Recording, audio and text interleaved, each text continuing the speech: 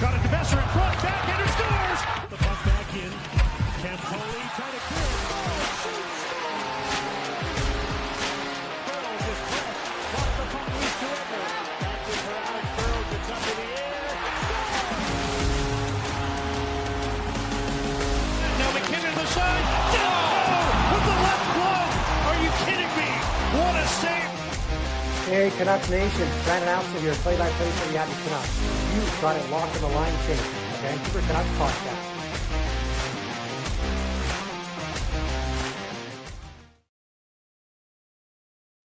What's up, Canucks Nation?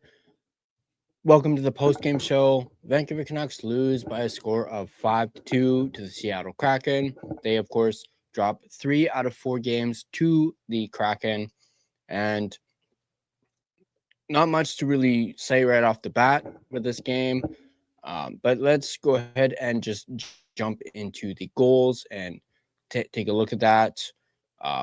As I mentioned, Canucks lose by a final score of 5-2. They were able to get a late one with, last minute of the game with Marco Rossi, who continues his point streak, which I will get to. But let's go ahead and jump into the goals right off the bat. Of course, first period, you had Jared McCann. You could say bit of a Canuck killer. And speaking of Canuck killer, McCann scores his 17th, assisted by Brandon Montour, and Jordan Eberle, the real Canuck killer, his 23rd assist of the season at 4:12 of the first period, which made it 1-0 for Seattle. And then Evander Kane would score his 12th of the season, assisted by Drew O'Connor and Zeev Buium at 11:42 to tie the game up. And of course, one of the newest members of the Seattle Kraken, Bobby McMann, would score his 20th of the season on the power play at 19:10 of the first period, assisted by Tolvanen and Shane Wright. This, of course, made it 2-1 Seattle, and it would be 2-1 Seattle going into the second period. And then, speaking of the second period, Jamie Alexiak would score his 4th of the season, assisted by Beniers and Montour at 5:06 of the second period. That, of course, made it 3-1 for Seattle. And then moving to the third period, Bobby McMann would score his 2nd of the game and his 21st of the season at 4:14 to make it 4-1 Seattle, assisted by, once again, the Canuck killer, Jordan Eberle and Matty Beniers. Speaking of Matty Beniers, he would score his 18th of the season, once again, assisted by the Canuck killer, Jordan Eberle and Bobby McMann at 9:58. That made it 5-1 for Seattle. And then, of course, as I mentioned, with about 20 seconds left in the game, Marco Rossi would score his 8th of the season unassisted, or you could say, I believe it was Alexiak actually passed it to Rossi, so passed it to the wrong player, and Rossi is able to put it into the empty net. So that was your final score, 5-2 for Seattle. A bit of a lackluster game from the Canucks, at least from what I saw. Granted, I did miss, I believe it was the first period, and a good majority of the second, but I did manage to catch the third. Let's take a look at the game stats. We have the Canucks outshooting the Kraken 34-33. Face-off percentage, they were a 62%, 31 out of 50. And then the Kraken were a 38% at 19 for 50. Canucks 0-2 on the power play. And then the Kraken were a 33.3% on the power play as they went 1-for-3. Hits 24-20 in favor of the Canucks. Block shots 16-9 in favor of the Canucks. 22 giveaways for the Canucks, 9 giveaways for the Kraken, and then 4 takeaways apiece for both teams. Let's take a look at the player stats for this one. You had Brock Besser, a +1 with 17 minutes and 19 seconds of ice time, 3 shots on goal. Drew O'Connor was a -1, even though he did have an assist in this game, 17 minutes and 58 seconds of ice time with 6 shots on net. So O'Connor was really firing the puck. Elias Pettersson, pointless, 18 minutes and 7 seconds of ice time with 3 shots on goal, 1 block, 1 hit. Then you had Curtis Douglas, who was a -1 and had a ice time of 10 minutes and 1 second, so about 10 minutes with 1 shot and 5 hits. Teddy Bluger was a -3 15 minutes and 26 seconds of ice time with 2 blocks. Atu Ratu, 12 minutes and 26 seconds of ice time with 1 shot and 4 hits. Max Sasson, 9 minutes and 24 seconds with 1 block. Jake DeBrusk, a -2, 13 minutes and 12 seconds of ice time with 2 shots and 1 block. Evander Kane with a goal, 18 minutes and 31 seconds of ice time, 4 shots on goal, 1 block and 1 hit. Liam Ogren, 15 minutes and 32 seconds of ice time with 1 shot, 1 block and 2 hits. Marco Rossi with the goal. He was a +1, 16 minutes and 23 seconds of ice time with 2 shots and 1 hit. Linus Karlsson, a -1, 13 minutes and 32 seconds of ice time with 1 shot and 1 hit. Looking at the defense, Tom Verlander was a -2, 19 minutes and 52 seconds of ice time with 1 shot, 2 blocks. And then you had Filip Hronek, 24 minutes and 16 seconds of ice time, 4 shots on goal, 2 hits. Zeev Buium with an assist, but he also was a -1 in this game. 22 minutes and 59 seconds of ice time, 3 shots, 2 blocks. DPD only played 9 minutes and 5 seconds in this game, 1 shot, 3 blocks, 3 hits. I do believe he actually left after the second period. He did not come out for the third. Correct me if I'm wrong, but I don't recall seeing him in the third period at all. Let me know in the comments if he actually did return. Victor Mancini, 17 minutes and 16 seconds of ice time. So an increase in ice time for Mancini, probably because of the DPD injury. I completely skipped over Marcus Pettersson, was -1, 24 minutes and 14 seconds of ice time with 1 shot, 1 block, and 3 hits. Nikita Tolopilo, 28 saves on 33 shots, 4 goals against. Save percentage was .848. Of course, not a great night for Tolopilo. Surprisingly, getting the back-to-back start. I'll admit I was not expecting that, but at the same time, I was, of course, happy for it because, you know, I'm a big Tolopilo guy. Not his best game here tonight, of course, 5 goals against, but, you know, you win some, you lose some. You're not going to expect a guy like Tolopilo to steal you games or win every single game. Moving on to the shots on goal per period, you had Vancouver outshoot the Kraken 15-10 in the first period. Shots were even at 11 apiece in the second period, and then the Kraken outshot the Canucks 12-8 in the third period. Of course, as we mentioned, final shots were 34-33 in favor of the Canucks. Now, just a couple notes that I had that I wanted to go over. You know, I mentioned Marco Rossi earlier. He looked good tonight. Continues his point streak, as I mentioned, with that late goal. I did notice some defensive breakdowns on a couple of the Kraken goals, in particular the Beniers goal. There was nobody covering him. Also looked like a bad line change, no pun intended, on that goal as well. You know, when Tolopilo shot the puck around the net, looked like there was nobody around. Looked like the Canucks may have been doing a line change at the point. So there was that. I did want to talk a little bit about the after hours segment with Trevor Linden. I absolutely loved it. I watched almost the entire thing. Speaking of Trevor Linden, I also want to shout out Russell from Nothing is Perfect for his interview with Trevor Linden in his second intermission. Absolutely great stuff, man. Loved it. Especially loved the shout out to our good friend Shannon. And of course, I want to shout out Shannon myself and say, I hope you're getting better. We're all thinking of you, and we know you can pull through this. So a big shout out to Shannon, of course, for that. But let's dive into the comments here real quick. See all who's here. Duolingo, of course, always in the house. Best post-game show in the biz. Thank you, Duo. Love it here. Love hearing that from you, bud. Post-game show hype. I made it to one finally intentionally. Rain, Big Brain Rain is in the house. I believe this is G. So G is in the house.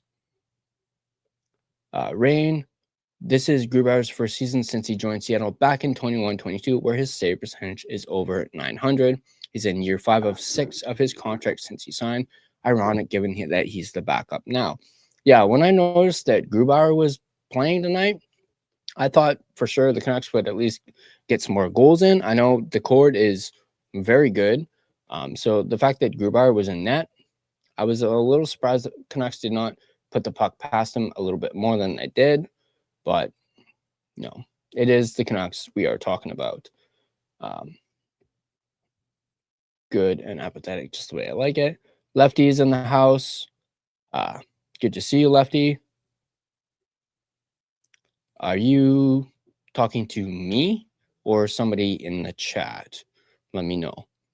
Yrvin's in the house. I'm just here so I won't get fined. Funny. That's actually a pretty good one. But yeah, I believe I haven't heard from Gerald today, so I'm not sure if he was actually at the game. He may have been. So Lefty says, yeah, talking to you. It's probably line change van in Russell's chat. So it's the same as the channel name, line change van in the chat. I did pop into the chat watching the interview, and I did leave a comment for Russell saying that I absolutely loved the interview and I thought it was great. Yrvin says, Kane scoring is usually a signal that it's going to be a shitty night. Honestly, I thought he almost had 2 goals on the night where he rang it off the post/crossbar. Honestly, I thought, probably like a lot of people, I thought that was in. It kind of reminded me of that time that Pettersson like ripped it into the net, and they didn't realize that it was a goal at first, and they actually had to look back, go back and look and be like, yep, that's a goal. So I thought that actually went in, and then they saw. So yeah, obviously it ended up not going in, but I will give Kane his flowers. That was quite the shot, and unfortunately it ended up not being a goal, despite almost the entire arena thinking that it was a goal. Whoop. Yeah. Call me out to never sing. Told me he's not an NHL goalie at this point. Oh, that wouldn't have been me, but yeah, not Tolapilo's best night tonight. Obviously letting in the 5 goals. It's also not often that he plays back-to-back games. Like I said already, I thought that was that surprised me that he was put back in the net for back-to-back games. I thought for sure that they were going to throw Lankinen in and do the 50-50 split. So that did kind of catch me off guard, but I'm not going to be unhappy about it because, I'm a big Tolopilo guy. But yeah, I mentioned earlier about him handling the puck. That was definitely a little bit on Tolopilo too. He just kind of rang it around the boards. But as I mentioned, it looked like the Canucks were in the middle of a line change. So, because there was nobody back, it was just Tolopilo. And yeah, that obviously led to the Beniers goal. But also I noticed that, the pass literally went right between Marcus Pettersson's legs to Beniers, and Beniers is able to, pop it in. So once again, Marcus Pettersson doing what he's been doing all season. Also, as I mentioned, Beniers was wide open. So, and I keep hammering down on this. You just can't keep letting guys be wide open, like in front of the net. You just can't. I believe that Beniers should have been Mancini's like player that he should have been, on, and Mancini was way closer towards the net. He was way off, and yeah, that was one of the goals that I was not happy with. Leaving him, leaving a guy like Beniers wide open, you just can't do that. He's a backup for a last place team with our number 1 injured, and the reason he's in NHL right now. That is of course, very fair point. Very, very fair point for sure. And it's like what Yrvin says, it is what it is, but we're also a 32nd place team. So we've been kind of going through this all season pretty much. Yeah, Rain saying, I didn't actually catch this goal, but I'm glad you mentioned this, Rain. Even the Alexiak goal, he was wide open right down Main Street. So again, like I mentioned, some defensive breakdowns. Obviously, this Canucks defense is very young, especially with the departure of Tyler Myers. It's very young, and they are making mistakes. They're gonna make mistakes, and just it seems like after I was kind of obviously hoping for a bit of a better game from the Canucks, especially after the game the other night against the Predators. They looked great. They came out buzzing, had one of their best periods in the first period in that game. They actually were able to mount the comeback and win the game. And then a couple nights later, Seattle comes to town and you have a game like this. So I could definitely see the differences. Obviously, with me not watching the first period, I didn't see how they played in the first period, but just, glancing at the score and the fact that it was 3-1 after two periods. And then, and then Seattle scoring 2 more goals. It was more of what we've been seeing most of the season. So just kind of have to chalk it up to another, Canucks gonna Canuck in this one. Obviously, our next game is Tuesday against see, who are they facing again? Tuesday. Can't remember. The Panthers. So the Panthers coming into town, and then I believe it's the Lightning afterwards. So yeah, all in all, not that great of a game for the Canucks. Pretty disappointed with the outcome.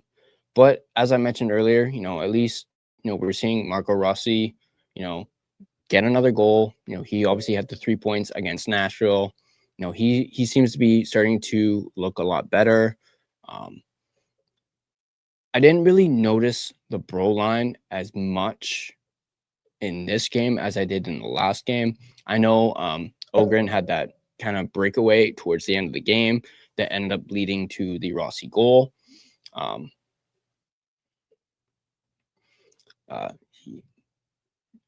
He isn't, but watch his left leg posture. Okay, I'll definitely keep an eye on that next time Tolupilo plays. That's yeah, definitely. I'll definitely keep an eye out for that for sure. But obviously, I expect Lankinen to probably get the start against Florida on Tuesday. So we'll see how that goes. Actually, how have the Panthers been doing as of late? Florida Panthers. Okay, so the Panthers are actually third in their division with 69 points. Is it actually going to show me their actual record? Or no, they're not third in their division. They're second last. Excuse me. So they're 5-5 in their last 10. Panthers have won 3 straight. So we'll see how the Panthers are. Obviously, they're still missing Barkov. The Orb line. Orb, bro. So yeah, Panthers are second to last in their division. Actually, you know what? Let me bring up the standings here. We'll take a look at the NHL standings. Let me just close some tabs. Bring up any standings.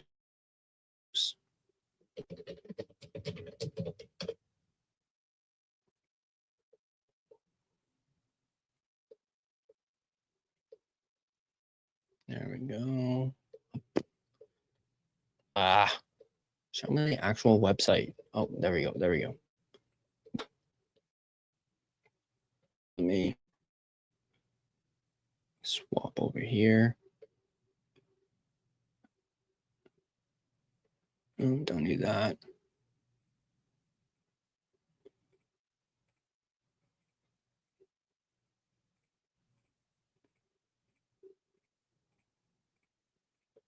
There we go. Share screen. Boom. Okay, let's see if this works. This looks better. No. There we go. All right, so NHL standings. Let me actually increase this. 100%. Is that better? Here. Let me actually make this a little bit bigger. No, actually, no, I can't. Crud. Anyway, let's bring this up.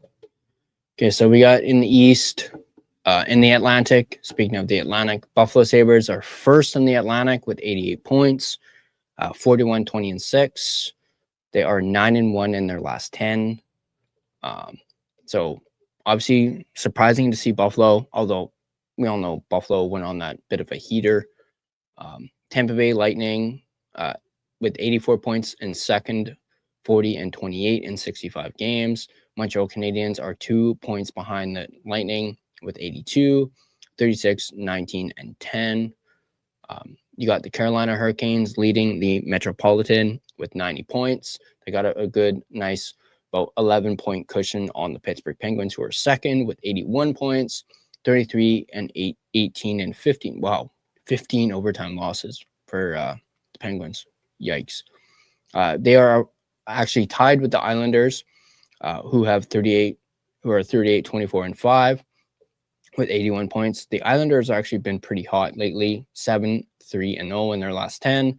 Penguins 4, 3, and 3, and of course the Hurricanes are 7, 3, and 0 as well. Lightning have not been playing very well as of late. They are actually 3 and 7 in their last 10. So, but moving on to the wild card, you have the Boston Bruins tied with the Red Wings at 80 points each. The Bruins 37, 23, and 6. The Red Wings 36, 23, and 8. The Bruins 5, 3, and 2 in their last 10. 3, 5, and 2 are the Red Wings. And you have the Blue Jackets, who are a point behind the Red Wings out of the second wildcard spot, 34, 21, and 11. Blue Jackets are 5, 1, and 4 in their last 10. Then you have the Senators with 75 points, Flyers with 74, tied with the Capitals. And then you have the Panthers with 69, as we mentioned, 68 points for the Devils, 68 points for the Leafs, and 64 points for the Rangers in the East. Moving on to the Western Conference, of course, Colorado Avalanche leading the way with 97 points, 44, 12, and 9. The Avalanche are 7 and 3 in their last 10, while the Dallas Stars with 94 points, 42, 14, and 10, 9, 0, and 1 in their last 10, and they've won 4 in a row. And then you've got the Minnesota Wild with 88 points, 38, 17, and 12. They are 5, 3, and 2 in their last 10. That is in the Central. And then, of course, the Pacific, you have the Golden Knights with 76 points leading the way, 31, 22, and 14, 4, 6, and 0 in their last 10. The Ducks are right on their heels with 75 points, 36, 27, and 3. The Ducks are, of course, 6 and 4 in their last 10. The Oilers are in third with 73 points, so 2 points behind the Ducks, 32, 26, and 9. The Oilers are 4, 5, and 1 in their last 10, although the Ducks have lost their last 2 as well. The Utah Mammoth have the first wildcard spot with 74 points, 34, 27, and 6. The Mammoth are 4, 4, and 2 in their last 10. The Sharks are 5, 3, and 2 in their last 10 and have 70 points. So they're 4 points back of the Utah Mammoth. So they have managed to claw their way back into a playoff spot after they had kind of drifted out. So 32, 26, and 6. The same Seattle Kraken team that just beat us are 1 point behind them with 69 points, 30, 26, and 9. And of course, they're 4, 6, and 0 in their last 10. I believe prior to this game, they had actually lost 4 in a row. LA Kings tied with them for 69 points, 27, 24, and 15. The Kings are 4, 5, and 1 in their last 10. And you have the Predators with 67 points, 29, 27, and 9, and they are 3, 4, and 3 in their last 10. The Jets are behind them with 64 points, 27, 28, and 10. They are 5, 3, and 2 in their last 10. Excuse me. And then you have the St. Louis Blues tied with the Jets with 64 points, 27, 29, and 10. They are 7, 2, and 1 in their last 10 games and have won 2 in a row. The Blackhawks with 61 points, 25, 30, and 11, 3, 5, and 2 in their last 10. And then you have the Flames with 59 points, 26, 33, and 7, 3, 6, and 1 in their last 10. And then, of course, you have us, the Canucks, still at 48 points, 20 wins, 38 losses, and 8 overtime losses. And they're 2, 6, and 2 in their last 10. So we're still, and then looking at the wins, we're still like 6 wins back of, the Flames, 7 wins back of the Blues, 9 wins back from the Predators, 10 wins back from the Kraken, over 10 between the Sharks and the Mammoth. So still at 48 points. Yeesh. Man. Yeah, and actually, I want to bring this up. Who would have guessed Vegas would have more regulation losses than the Canucks since the Anderson trade? They have 11 regulation losses since they got him. There's 7, 11, 3 since the trade. Yeah. And I believe it was recently, actually, that the Ducks were actually in first in the Pacific, last I checked. Obviously, that changed after, what was it? Maybe the other night or whatnot. Well, I mean, Vegas has won their last 2, while the Ducks have dropped their last 2. So that explains it, obviously. But yeah, definitely, obviously, like I said already, surprising to see the Sabres all the way up the top. Then again, at the same time, they've been hot. 9 and 1 in their last 10. They have 1 loss in the last 10 games. Obviously, that winning streak came to an end recently with their streak. But to see Buffalo, not gonna lie, I kind of like it. Believe it or not, seeing Buffalo doing well, considering how long they've been in, how bad they've been over the years. Not that I'm saying I'm a Buffalo fan or anything, but just to see them, the way they did their rebuild and whatnot. So hopefully it can be a blueprint for us. Hopefully not as long as Gerald briefly popped in. Like I said, hopefully our rebuild isn't nearly as long as the Sabres one, but hopefully we kind of model their blueprint a little bit, minus the length of the rebuild. So yeah, there's that. I believe G's gonna. What's up? What's up, buddy? Yeah, I contemplated on coming or not. I saw some of the people in chat, so I thought I might as well just drop by. Yeah, it wasn't a very good game. It was terrible. The bro line you were just talking about earlier, they slotted in Curtis Douglas instead of Ogren at some point. I think it was in the third. So that's why it seemed like they weren't on as much, but it was because Curtis Douglas got it. Going back to your ice times, yeah, he got to play a good almost 10 minutes, which good on him, because he also had another chance. He got a shot on goal. Yeah, I mean, overall, the game was just, after the second, it was just done. It was just, I don't know what to say. I mean, the effort was so, but there's just too many defensive deficiencies. There were and Tolopilo on that, I think it was the second or third goal, I can't remember. He had it, and then he basically had it under his pad and just skated it in. And that was okay, great. So it's one of those nights. Once that happens, it was just yeah.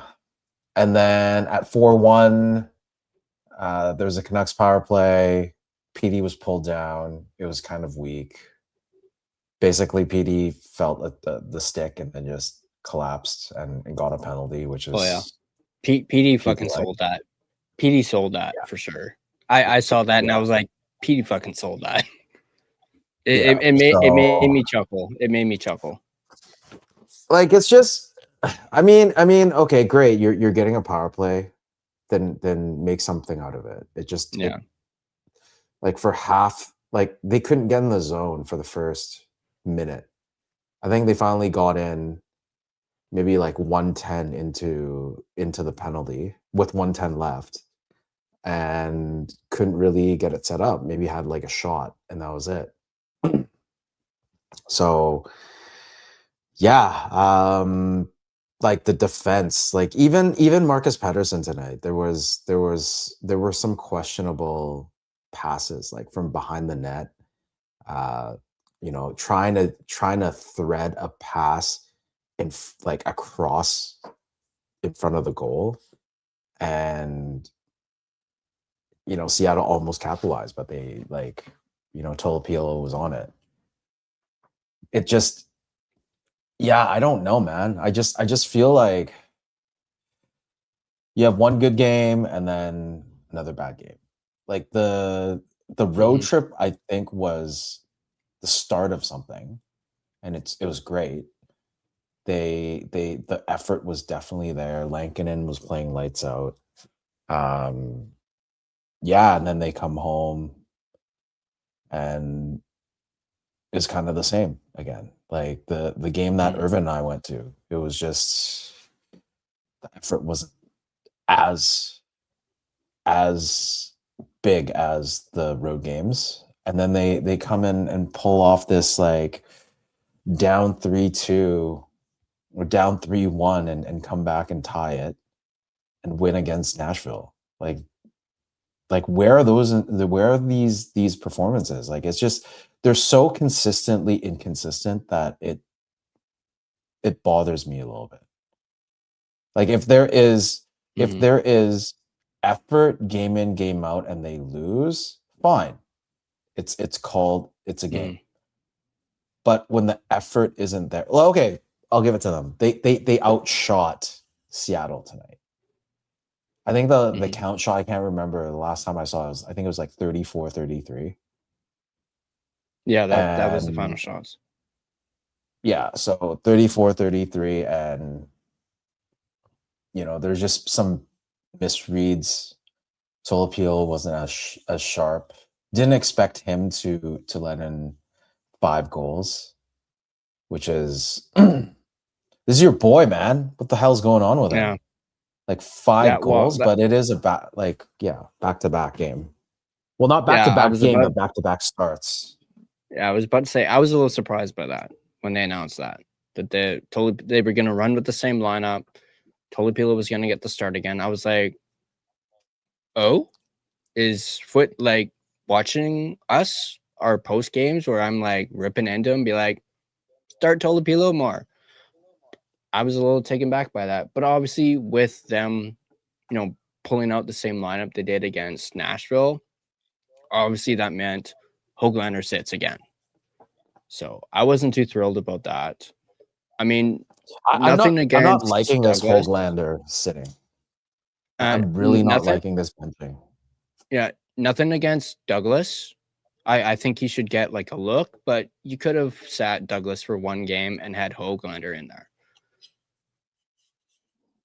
Well, no, because the thing is, I think they brought him in. There's no way, like he's waiver. He's not waiver exempt. He has to go through waivers if they want him to go to Abbey, right? And at this point of the season, anyone can claim waivers. So yeah, it's unless there's going to be an injury. I think Hogs is sitting out there for a while, or if someone else doesn't play very well, because it's unfortunate. Like I would like to see Höglander in the lineup so we can play with PD. And Kane is going to be in there for a while because they're trying to reach his 1000th game. He's at 993.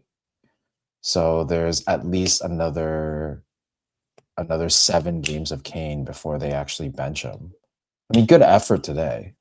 Like he got that opening goal, that breakaway, finally got something. Then Almost that had 2 shot on the goals. Yeah, almost had 2 yeah, and then goals. that shot on the penalty that PD drew, that I initially thought, wow, that was quick.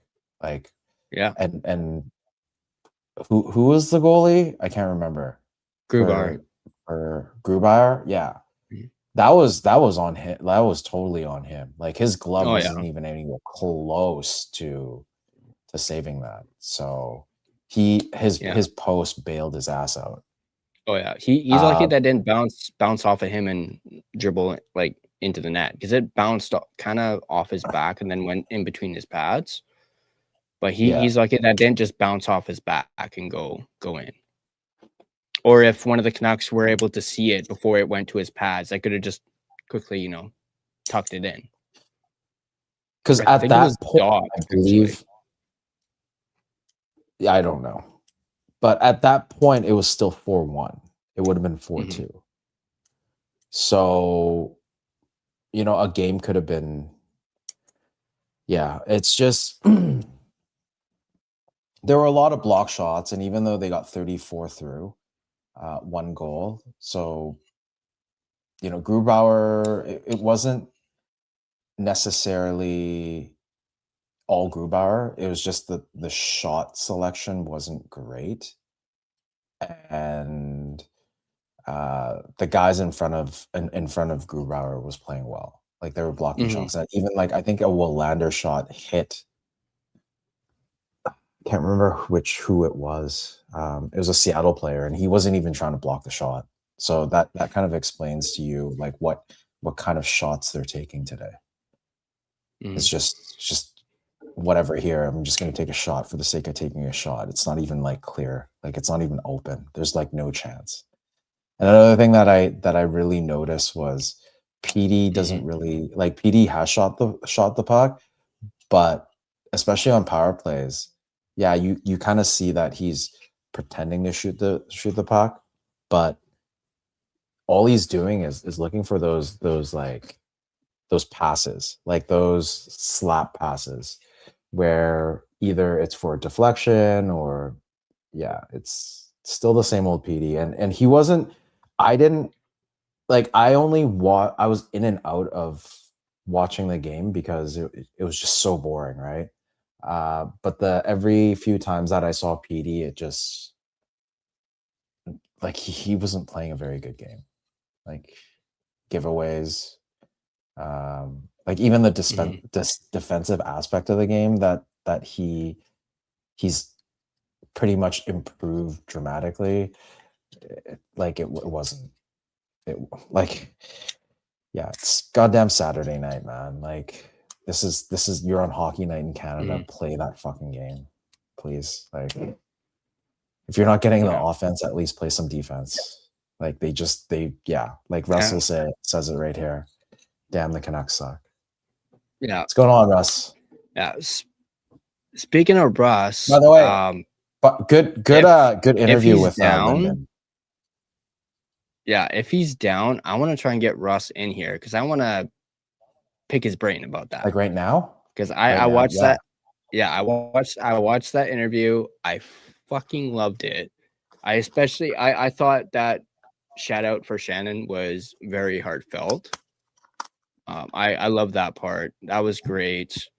And I'm kind of like Clay. I'm kind of jealous that you got to talk to freaking Trevor Linden, man. Um, very, very jealous.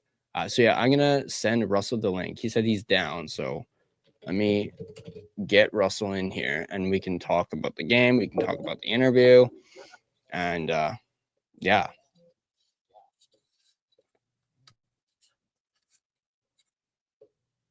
Hey, what did you guys think of the trade yesterday?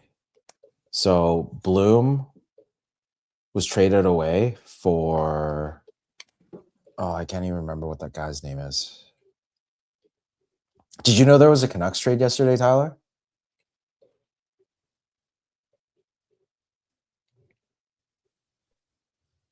Tyler?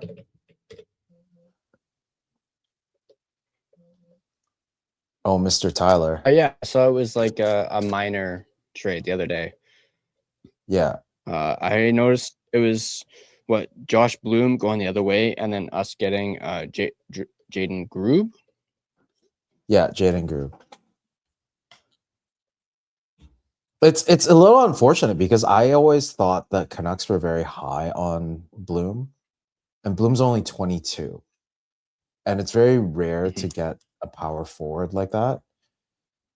But I looked at some of the, like, after the trade, I went in and did a bit of a search on him, and yeah, they were saying that it was his hockey IQ. That was the issue. Haven't looked into Jaden Grube, but I think also in the early 20s. And with Bloom, it just like, I hope this doesn't bite us in the ass, because looking at his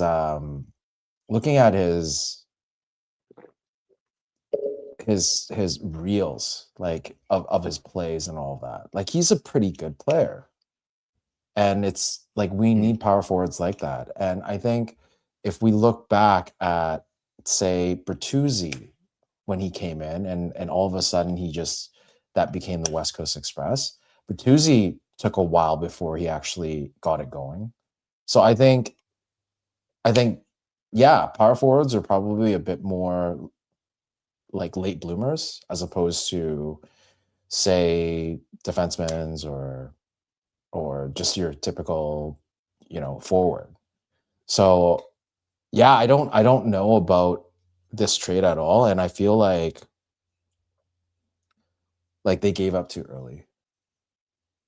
But the trade tree continues. Yeah, I mean, because this was the Jason Dickinson trade, right? Mm-hmm. Yeah. But notice let's Doodle's in the house. What's ask up, Doodle? Russ that. Hey, what's up, Doodle? Let's ask Russ about that before we talk about Linden. Let's get this beautiful man in here. Hopefully I don't freeze What's again. going on? What's going on, brother? Oh. Is it working?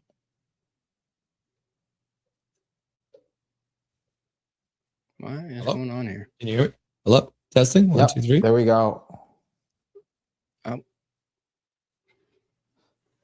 Tyler, I think you're freezing because there we go. Looks fine. And we're back. How's it going, guys? Kids. All good? I am the old Russ, man compared to you guys. Before we go into picking your brain at the whole Linden interview and how that all came about and all that, we're just talking about Josh Bloom and Jaden Grube. Yeah, it's either, I don't even know, it's either Grube or Gruby. Yeah. Grube or yeah. I think it's Grube. What do you think of this minor trade that happened? I think it's one of those things where New environment? Yeah, just a new thing. Change of scenery kind of thing. Josh Bloom was tearing it up in the ECHL. Like, he was playing very well. I think he was on like a 10-game point streak down there. And then he also was named as player of the month or something like that down in the ECHL. But the problem is, as soon as he gets to the AHL, I think his decision making probably too slow. And so he would have moments that he looked really good in the AHL, but a lot of the time he did not look great up playing for the Abbey Canucks. So when he was down playing for Kalamazoo, he was fine. But the moment we got him up in Abbotsford, it just wasn't working. So because it's just a different league and reaction times. Like, is that contributed from his hockey IQ, or is it because of just I think it's in parts. It is, yeah. I would say, yeah. For Bloom, it's probably the reaction time. Just like, it's that classic thing where you don't have to think about what you're going to do before you do it, so you can do it more quickly. But for Grube, what I hear and the very little I've heard about him is that he's probably more able to play at the AHL level, which for Abbotsford, who again tonight only had 11 forwards, like, they have not had 12 forwards in the lineup for like a month and a half. Like, they have been running short for like, they have 8 people injured right now. Like, the names you would know, like Mackenzie McEachran's out, Jujhar Khaira's been in and out of the lineup, Vilmer Alkson hurt his arm. He's been out, right? They have 8 players out of the lineup right now. And so they're just desperately trying to find anyone. So I think Groob is probably someone who can step into the lineup and play right away, which they desperately need right now. Yeah, because it was really surprising to Same with see those that two like a minor trade. NCAA guys too. Yeah. So they were both the new guys from the college, the free agents they signed were both in the lineup tonight, and they still were not able to have a full 12 forwards in their lineup tonight. So hopefully how many D were they playing? They play 7D, so they have been playing with 7D. But what they've been doing a lot lately too is Christian Felton, who is a defenseman, has been playing as a forward. So I can't remember what game it was. They literally had 9 forwards in the lineup, and they had Christian Felton as the only person who was technically playing on the 4th line. And then Chase Waters went out. He got a puck to the face, so he left the game. Ouch. So they actually ended up finishing the game with 9 defensemen in the lineup and 8 forwards by the end of the game. So they had more defensemen in the lineup than they had forwards. It's a disaster right now down there, unfortunately. Curious, is how's Ben Berard doing down there? Is he still playing with the Canucks? Yeah, he's been their best offensive player for pretty much the whole year. He leads the team in scoring, and I don't know. You guys saw his shootout goal at the All-Star. The All-Star, right? Wasn't that insane? Dude, that was insane. If it wasn't for that, I wouldn't even know that we had a player like that in Abby. Yeah, and he's one of he's 26, so he's already getting older. He probably does not have a good chance to make the NHL. But you never know, right? Maybe by the end of this year they do get a call up or something like that. But I mean, and what do they have? I think they have 3 or 4 call ups from the AHL, so they're probably going to save that because right now, depending on what happens with Elias Pettersson, the defenseman, if he can't play next game, they're going to have to call someone up because P.O. Joseph's still hurt. So the Canucks literally only have 5 healthy defensemen in the lineup right now for the Vancouver Canucks. So this is probably a situation where if EP25 can't go on Tuesday against Florida, they'll probably call up Kudratsev, I would say. Kudratsev? Yeah, because Kudratsev's back in the lineup. He's been back for the last couple games, back from injury. But there's a number of guys you could see them calling up. They've got a plethora of left-handed defensemen down there right now. So maybe even Minio gets a look because Minio's been looking really good down there too. Why not give him? I think he got a couple games at the end of last year too, so might be a good chance to give him a look as well. But I mean, at this point, if you're talking about an EP25 injury that's going to be a couple weeks, you might see the Canucks actually call up 2 defensemen from Abbotsford because if P.O. Joseph and EP25 can't go, you might have to call 2 people up, have the backup as well. So you could see Minio and Kudratsev come up, which would just further decimate the Abbotsford roster that's been, running at 75% for pretty much the whole season here. Do you see shit, sorry, I just totally lost my train of thought. I do see I've got 2 eyes. They work pretty good, but I got to wear glasses when I drive at night. Do you know roughly how long POJ is out for? Did they say anything? I think I just saw Foot say he's skating now, so that's a good sign. But I guess you know how it is with Foot when they ask about his for injuries. He's skating. That means he's probably out for the rest of the season. Yeah, exactly. Right. So who knows? He said, I think Foot's exact quote or close to exact. Essentially, what he said was, "It's something that could recover from, but he will not put a timeline on it." So yes, he could literally be out the rest of the year. Who knows? Classic Foot. Yep. Yeah. Since we're talking about Foot, your views on keeping him next year? What's your thoughts? I just hope not. The fact that I know this is going to piss you off. I knew this was going to piss you off, but I really wanted to ask you. Hoglander being out of the lineup in favor of Kane is insane, right? Like when you have the line, and right now they're wasting Carlson now too. Like I just the lineup, like the only line that has been working is the Bro line, which is the Besser, Rossi, Ogren line. And so, but then you now have Hoglander out of the lineup. And when Hoglander was playing with Petey, they were like a 60% goals for percentage or whatever the heck the analytics is, which is like 10 no, the Vancouver Canucks on average is at like 43% goals for percentage. And when Hoglander was playing with Pedersen and Carlson, their line was 60%.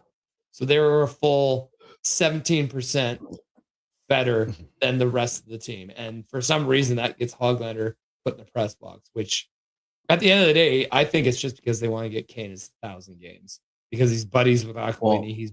He's buddies with Cash Patel. So they're going to keep him in the lineup no matter what they do.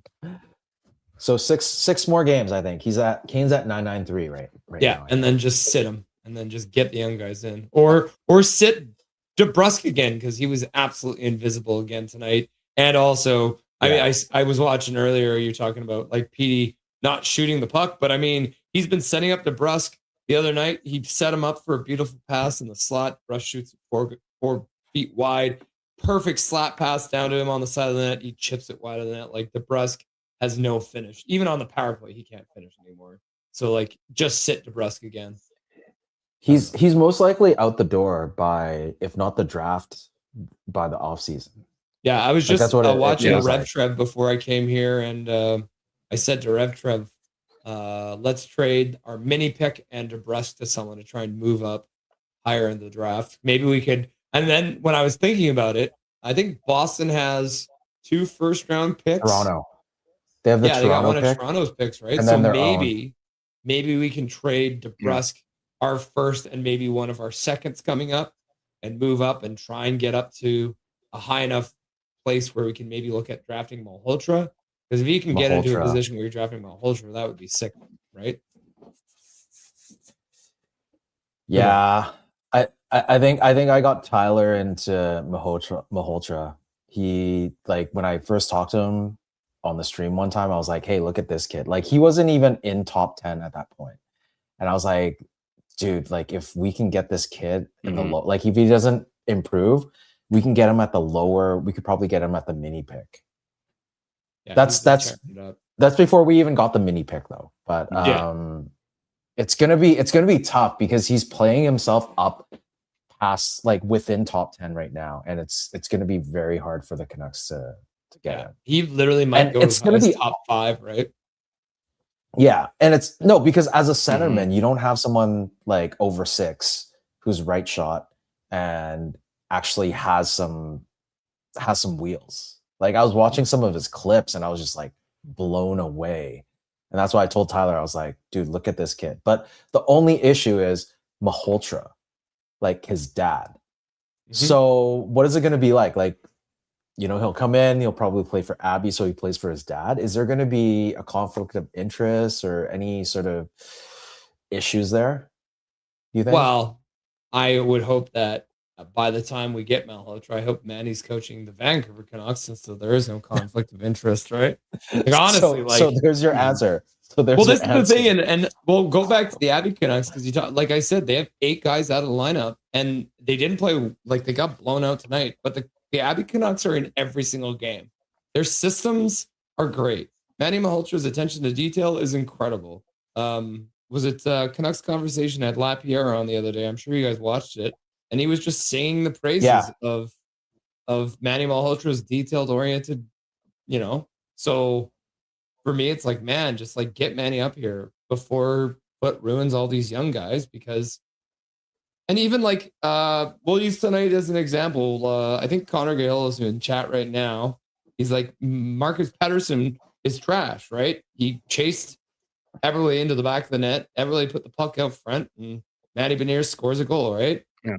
But that's because that's Adam Foote's system. And yeah, Marcus Pedersen has not been playing as well as he did last year under Tocchet's system.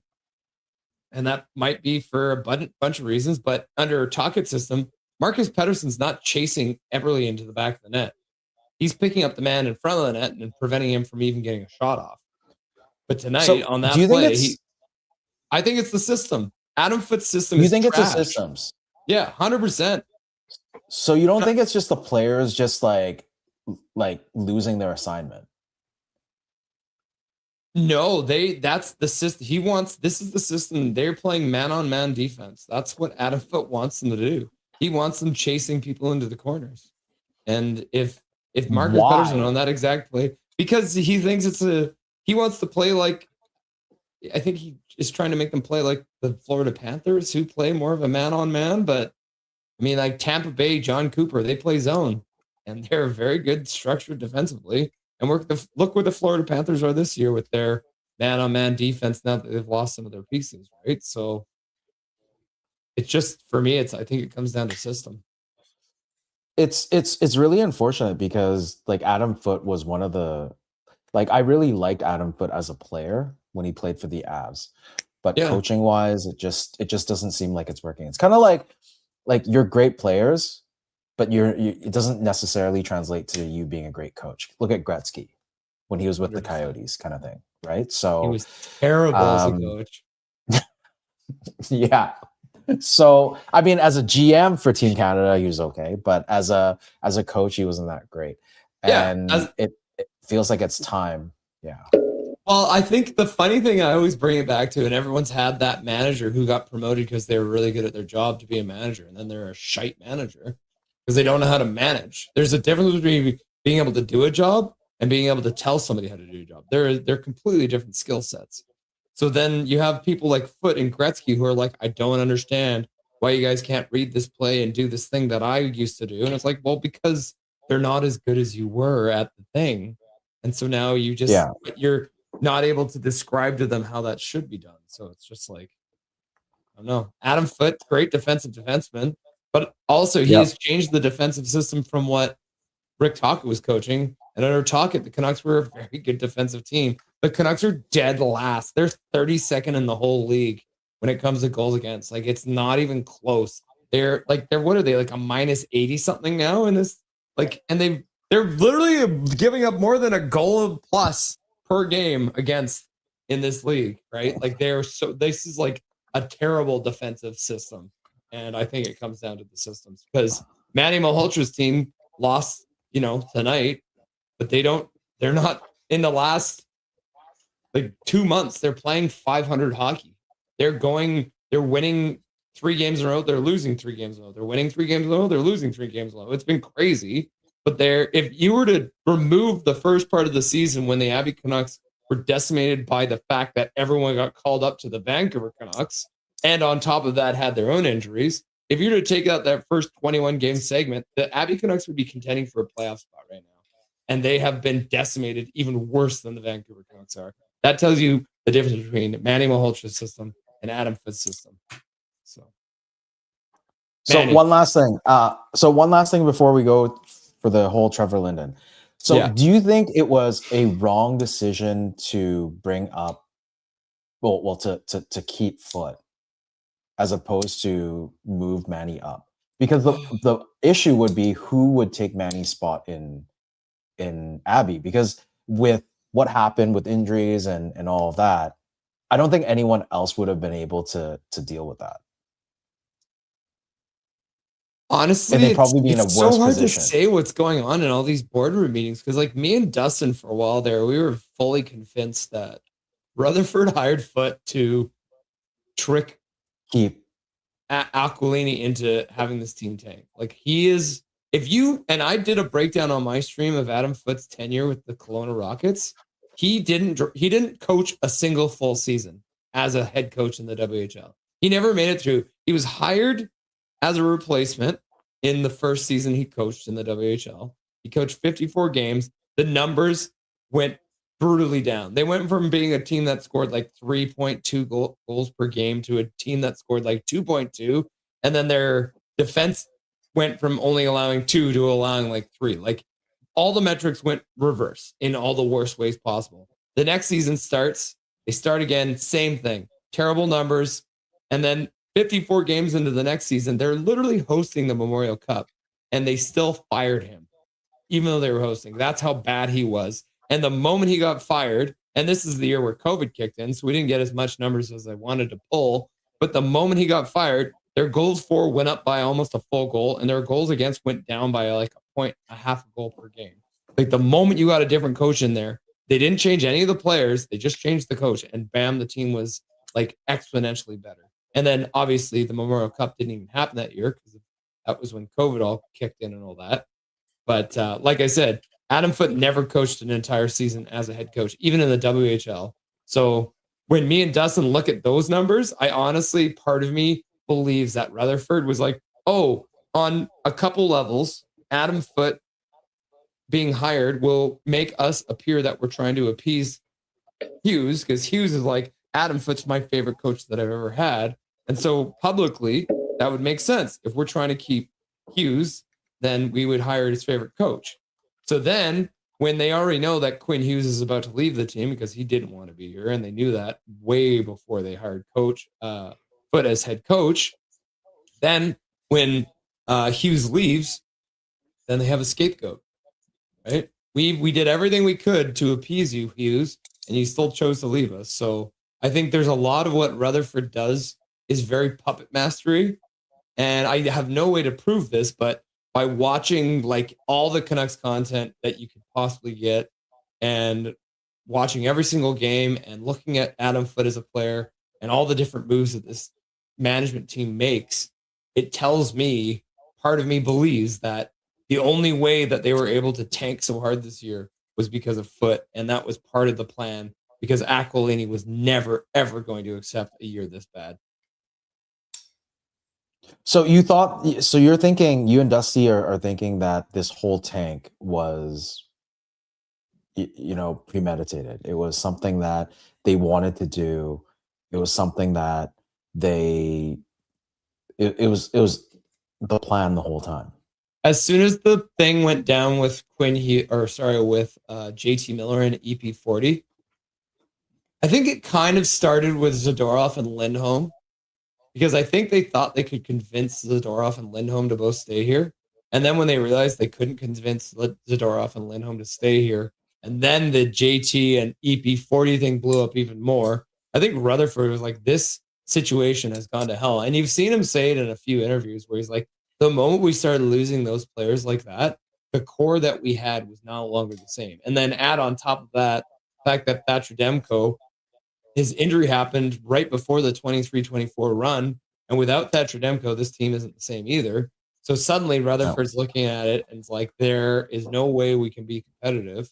So what can I do to push this team over the precipice and right to the bottom of the standings? And that is hiring Adam Foote, who is, by the numbers, one of the worst coaches, full stop, right? Like, not even just like worst, like he's one of the worst head coaches in any level of hockey that I think I've ever seen. It's crazy. So if that's the case, then what was the point in extending? And we had Torts. Yeah. What was the point of extending Garland, Besser, and Demko? If that's the case, what was the point of Demko?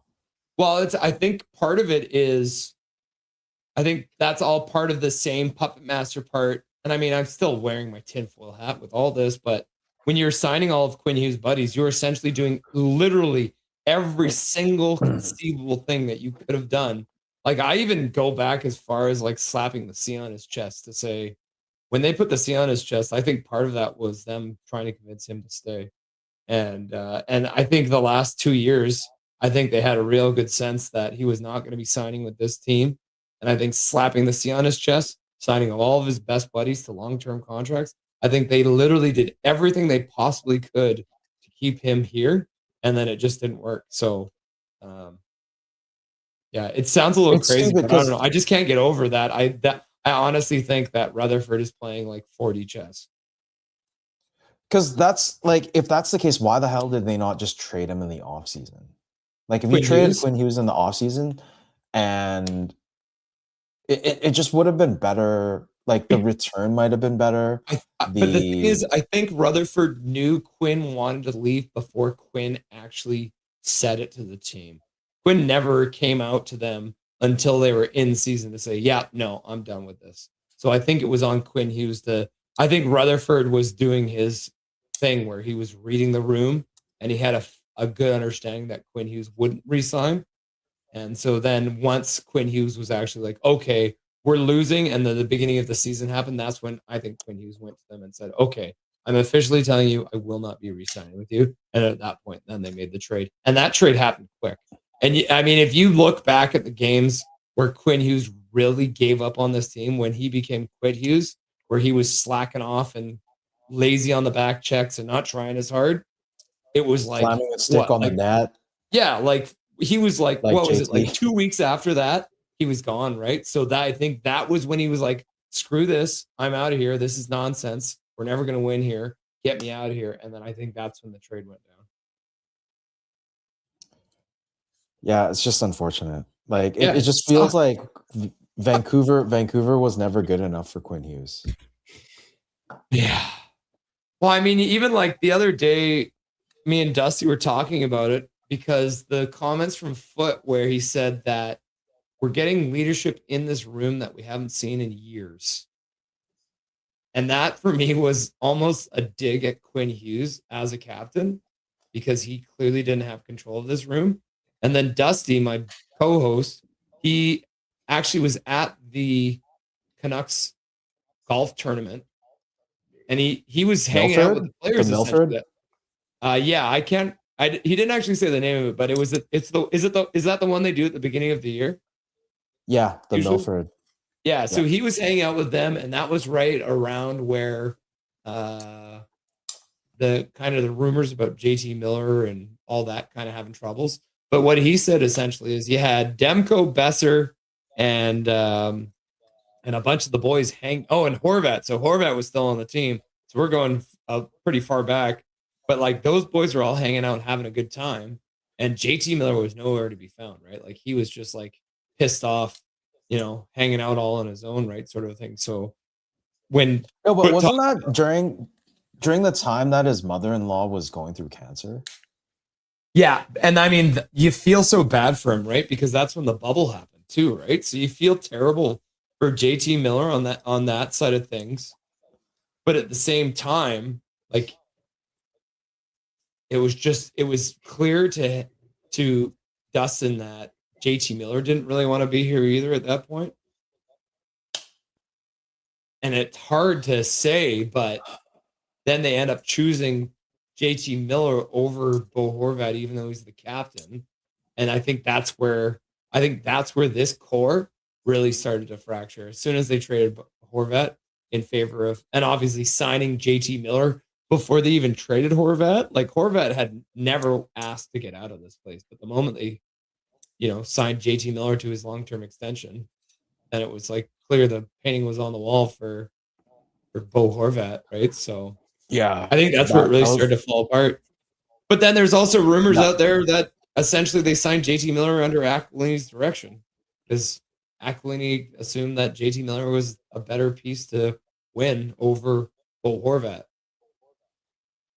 Yeah, definitely trust the owner who's just a fanboy. Yeah, but he owns the team, right? So, and I think even if you look at the 23-24 run, I think that was Rutherford saying, listen, I'm going to do whatever you want, bro. I'm going to do whatever you want. We're going to go out. We're going to trade our first round pick, Bruce Navich. We're going to trade other picks to get, pieces in. So they brought in Lindholm. They brought in Zadorov. They went on their magical run. Demko got hurt. Everything went to hell. Arthur Shilov's almost won the series anyways. And then, after that, things fell apart because JT Miller and EP40 couldn't get along. And there was just further fractures in this core and everyone hated each other and the room was bad. And then, years later, Foot's like, yeah, we haven't had the leadership this good in years. So I think that kind of is an indictment on everyone who was considered to be the leader in this room for the last 2 years, at least 3 years, maybe. It would have been funny if they picked JT Miller to keep and then sent off Petey. And the dynamics of this whole team would be so much different. I think Quinn Hughes might still be on the team at that point. And I don't think JT would have spiraled into something like what he's doing right now. Like at least it's not just uninspired hockey, and it's like he talks the talk, but he can't walk the walk. And he's like, oh, no BS this year. And it's just the whole season's full of BS. Yeah, the Rangers have been the only team that is close to how bad the Canucks are at home are the Rangers. I think the Rangers have like 8 home wins, and the Canucks have 7 now or something like that, right? And they've also been shut out 3 times. Yeah, at home, but they've also been shut out on the road. I Yeah, think they've been 7. shut out like 7 times or something in the season, if you include their road games too.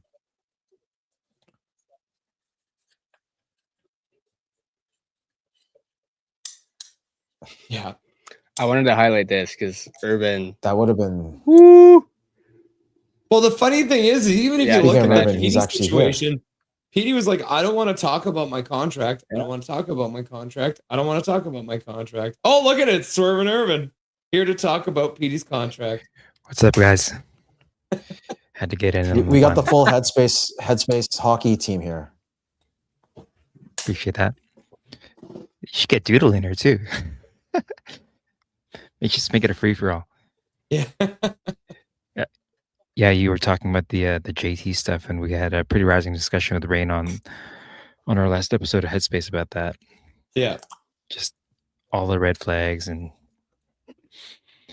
yeah, I we're not mind readers, but you definitely have to think empathically about what these situations would, what kind of emotions they would conjure, and with JT, like I don't even think they were ever thinking for 3 or 4 years in the future that he would become the 1C. If you remember, he was traded and he was brought on to be Horvat's wing.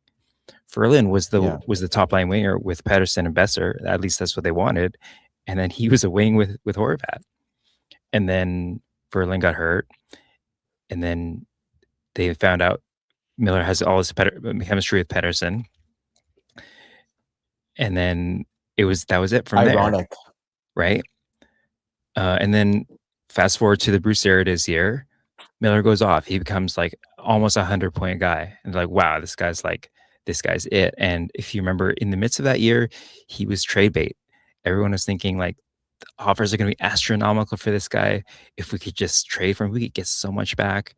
And I remember that draft that summer, there was a trade announced, and I was like, oh, this is it. He's going to the Islanders. And it ended up being Romanoff from Montreal to the Islanders. And that was what we were talking about with Rain on our show, is that it was 10 weeks from that day to his extension. And how did it go from we're definitely going to trade Miller to 7 more years? And to Russ's point, there's probably people in the organization who definitely wanted to trade Miller, and there was probably Aquilini who said, no, we got to keep Miller. Just like when they extended Pettersson, there's people who are fighting against that extension.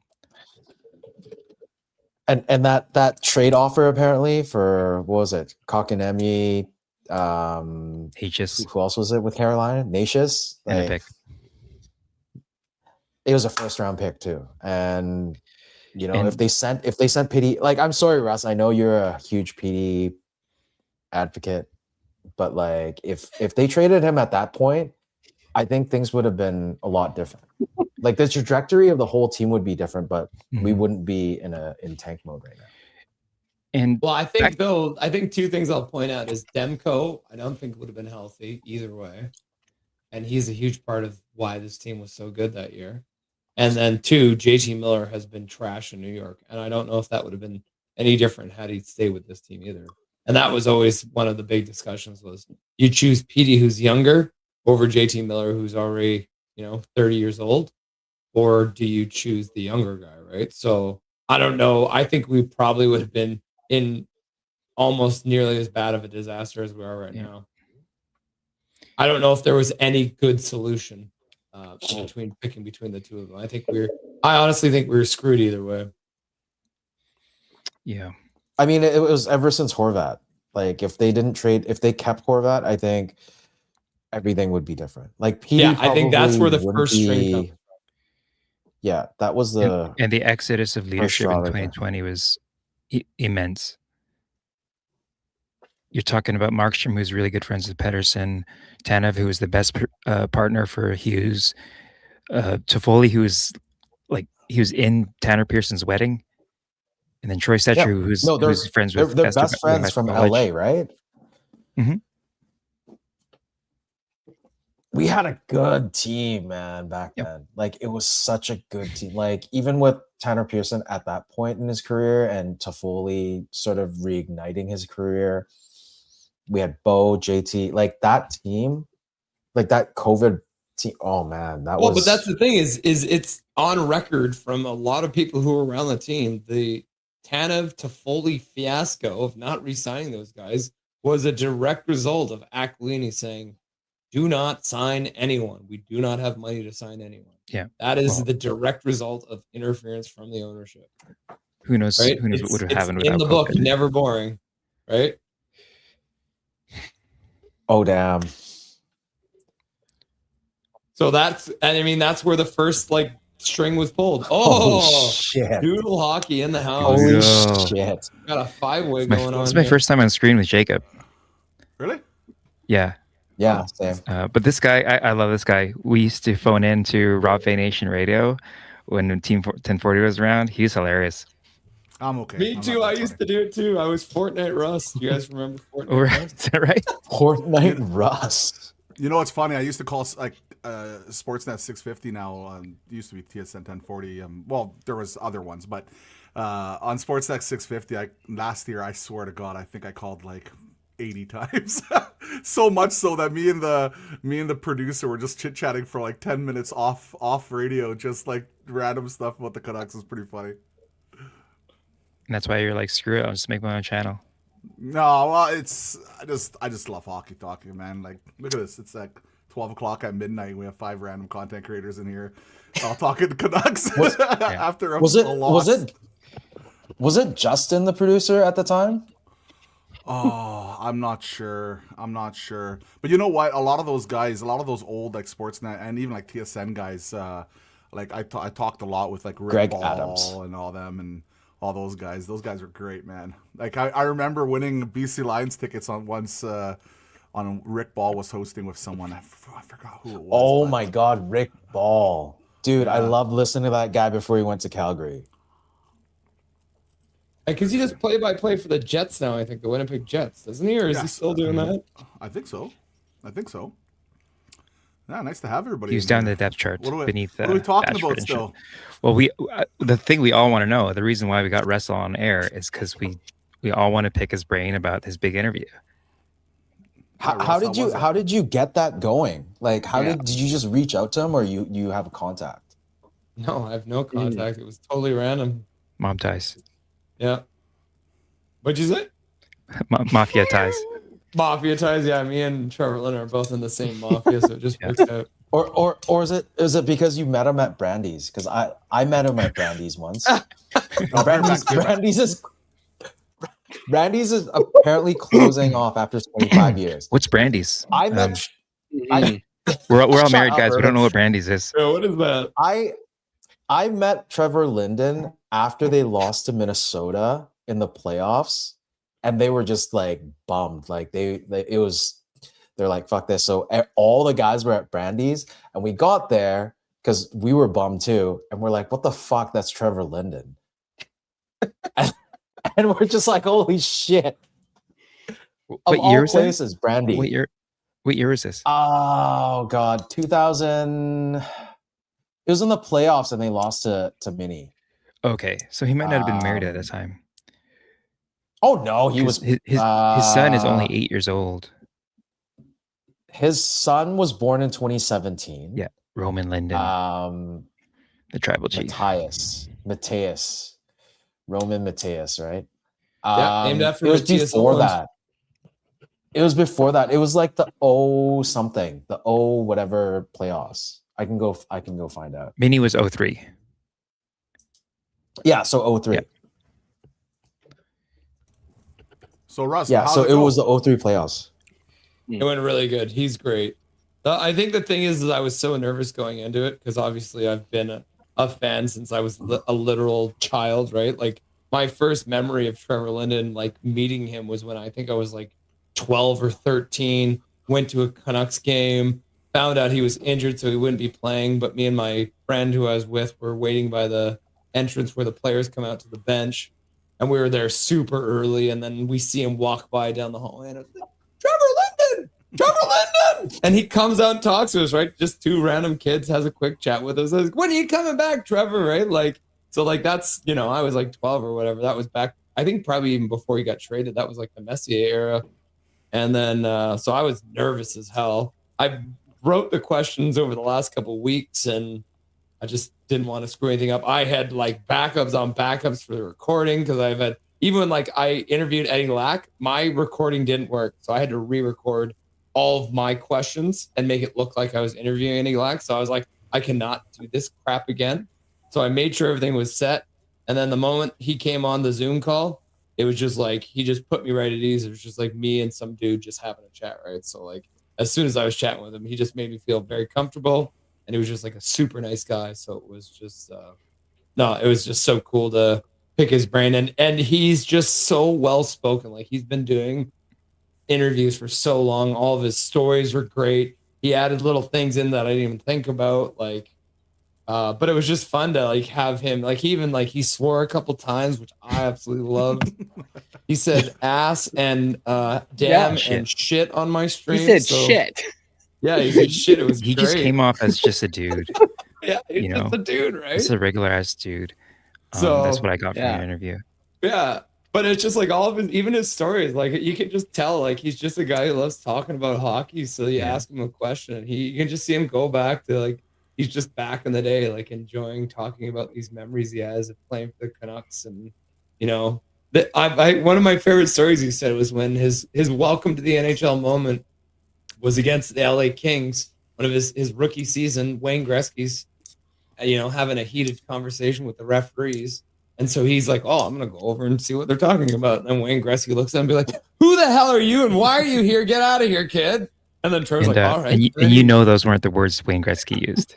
Exactly. Right? So I don't know if you've ever seen a clip of Wayne. He's around at a table and they're drinking and they're talking about like getting the puck. And he cusses like a sailor. He's like, yeah. So no, super like, and that's the thing. Just every single answer he had was great. So it was just. I'll check it out. I'll definitely check it out probably tomorrow when I have some chance. But man, I've posted the video now, so it is available as like a separate video, so easier to watch for you guys. Actually, I'll see if I can spread it around too. I'll tell a few people about it too. So it's funny because I posted it on Twitter tonight. Crazy P. He's followed me on Twitter now and he liked the video, so we got Crazy P. Nice. It's pretty cool. Have you guys ever heard the story of it's Trevor Linden in his draft year, and they wanted to interview him, the Canucks, and he told like Brian Burke or Pat Quinn that he couldn't do it that day because he had to do farm work for his dad. Yeah, he was wrestling steers. That's the kind of players we need.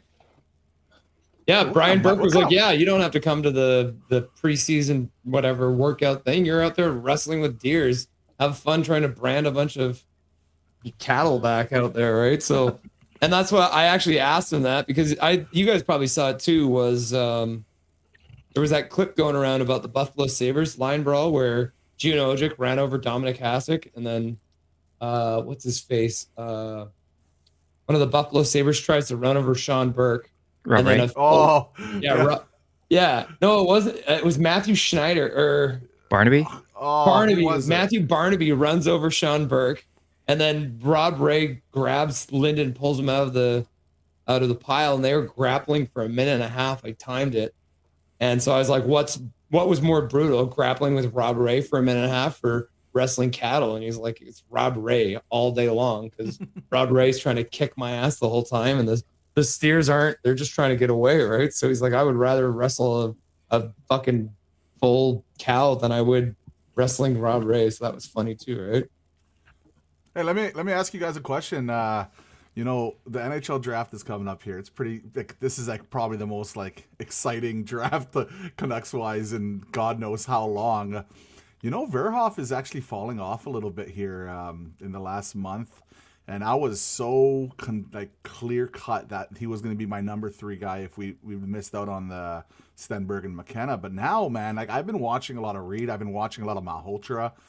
I'm starting to slowly turn here a little bit. Malhotra is an interesting player because Lawrence, in my opinion, has, I would say, a little bit higher upside when it comes to like pure number 1 potential. But he has, I think Malhotra as like a, you know who Malhotra reminds me of? It reminds me of Nazem Kadri. Like, to be honest, the way he kind of plays, like he's gonna be a good second line.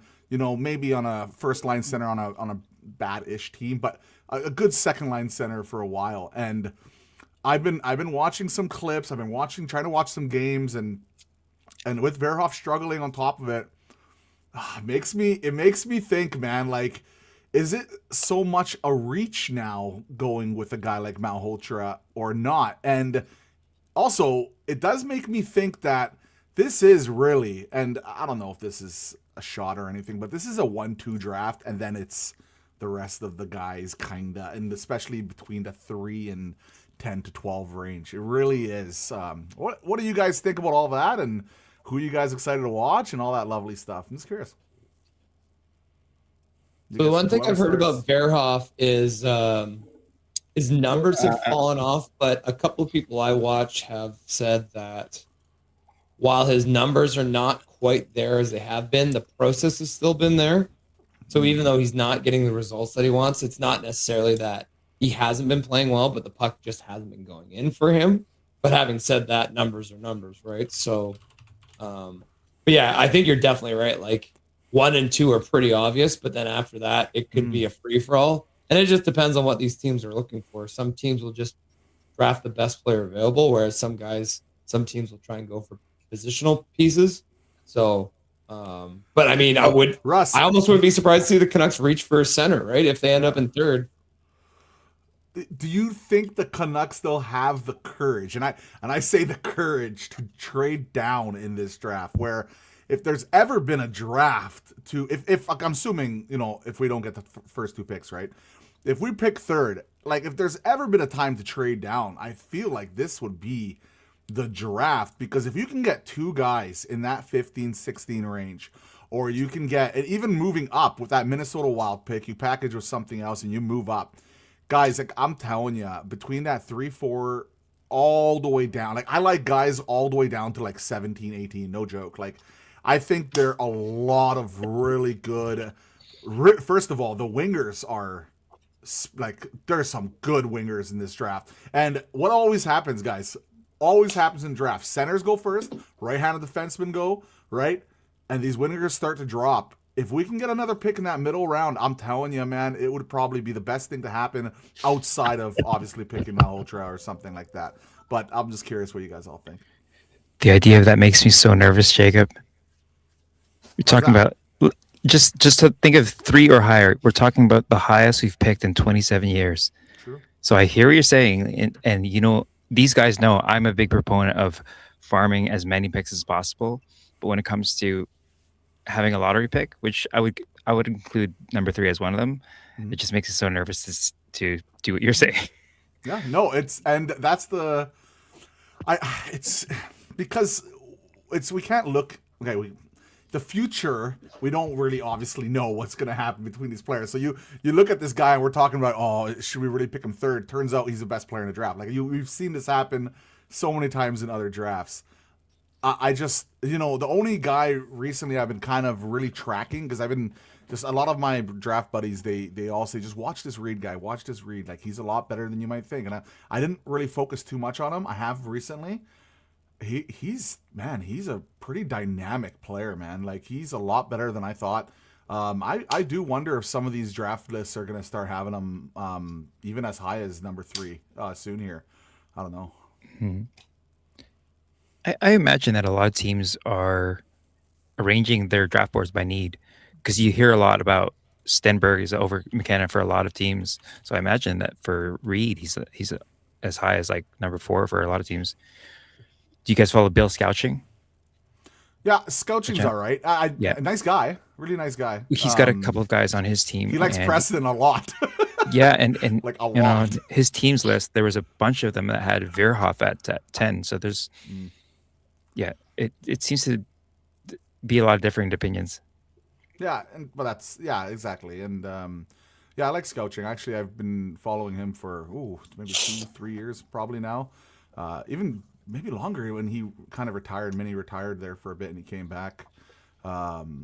Good guy. A lot of really good information on players. He always has like 1 or 2 guys he always like this is the guy, right? And I think this year it's Preston. He's really high on him. Mathis Preston. Yeah, so it's going to be interesting to see how good he does moving forward. I think the previous year was Lambert. I think he was a huge fan of Lambert. Or maybe a couple. Brad years ago. Lambert. Yeah, one of the Lambert. I think it was Lambert. I'm pretty sure it was. But yeah, But he loved Vasily Podkolzin. Yeah, the Yo. Podkolzin thing is interesting though. Oh, go ahead. Oh my god. I can't believe you brought up Podkolzin. I was just talking to this other chat group the other. I was just like, why did we trade Podkolzin for Kane? Why? Like it just makes no sense. Like we traded Podkolzin away because like Yrvin and I have spoken on this topic a few times. And it was because we had to make room. So we traded away Podkolzin for that 4th round. And then we trade that 4th round back to Edmonton for Kane. Like it makes no sense at all. And it was just to make cap room or a roster spot for potential signings like God, who are those people that Sprong, Heinen, fell DeBrusque. off? Sprong? Yeah, All Daniel wingers. Sprong and like Let's fuck, call man, it seriously. spade a That's spade. They traded him because they didn't believe in him. They didn't believe in him, so they traded him for a 4th round draft pick. Mm-hmm. And Podkolzin then got on a line with Leon Draisaitl. And I'm not like this isn't a shot at Podkolzin. I think he's been great Doodle. there. I have to say though, only 9 of Podkolzin's 29 points come with Really? David or yeah. So that's the thing I've heard that one a couple times too. But only 9 of his points have come it's from not. either McDavid or Draisaitl. So only I a did third not of know his that. points are from that. All right, I stand. It's corrected more about then, for his sure. work ethic. He's Like always his been a work hard worker. ethic. Yeah. Hard worker. People have loved him. Like apparently I was reading some reports and you know, everyone in the locker room liked Podkolzin. Mhm. So it was more of a management move for some odd reason. They could have, they obviously couldn't have Okay, sent I him have a down to question for you AHL. guys. So Gerald, Doodle, Yrvin, Tyler, what do you think was a bigger factor? Was it Rick Tocchet being his coach, or was it the management team? Do you think that the reason why Podkolzin's gone? It's weird because A multitude of Podkolzin, if you- factors. A bit of both. If you think about Podkolzin, like he is kind of like a Tocchet guy, right? Like he was good in the corner. He's a hardworking guy. He gets size. Like those are the type of guys you would think would flourish. And the funny thing is, it's not like Podkolzin was bad here. Like he was all right. Like he always. There was a story. I forgot if it was Quinn Hughes mentioned it or it was Petey that he was like one of the first people, you know, like on the ice and one of the last people off the ice, and he was always working on his shot and working those drives and doing all those type of things. And it's just, we obviously, like, it's clear as day we gave up on him, or the Vancouver Canucks, sorry, it gave up on him too soon. And you know, I'm actually interested. I love that take from Russ mentioning about the whole Draisaitl things. I didn't know that. I just assumed, you know, he's getting so much more opportunity, which I'm sure he is. But you know, if most of his points are not coming with that line, then it does make me think that maybe he just took a step, or maybe he just needed a change of scenery, or maybe we just gave up on him too soon. Russell, I would also throw in there that perhaps a factor was that they valued him less, being a betting pick. That sometimes happens. So Yeah. Yep. Yeah, that's a take. Well, the Just other stupid thing because too you that gotta be I objective, think a guys. lot of people forget about is Podkolzin got drafted and was forced to spend 2 years in the KHL Mhm. because he didn't come straight. His development was fucked. yeah, They treated him like shit in Russia because they knew he did not want to play there. I And forgot that's about what that. happens to a lot of these Russian prospects. They're under contract to a KHL team.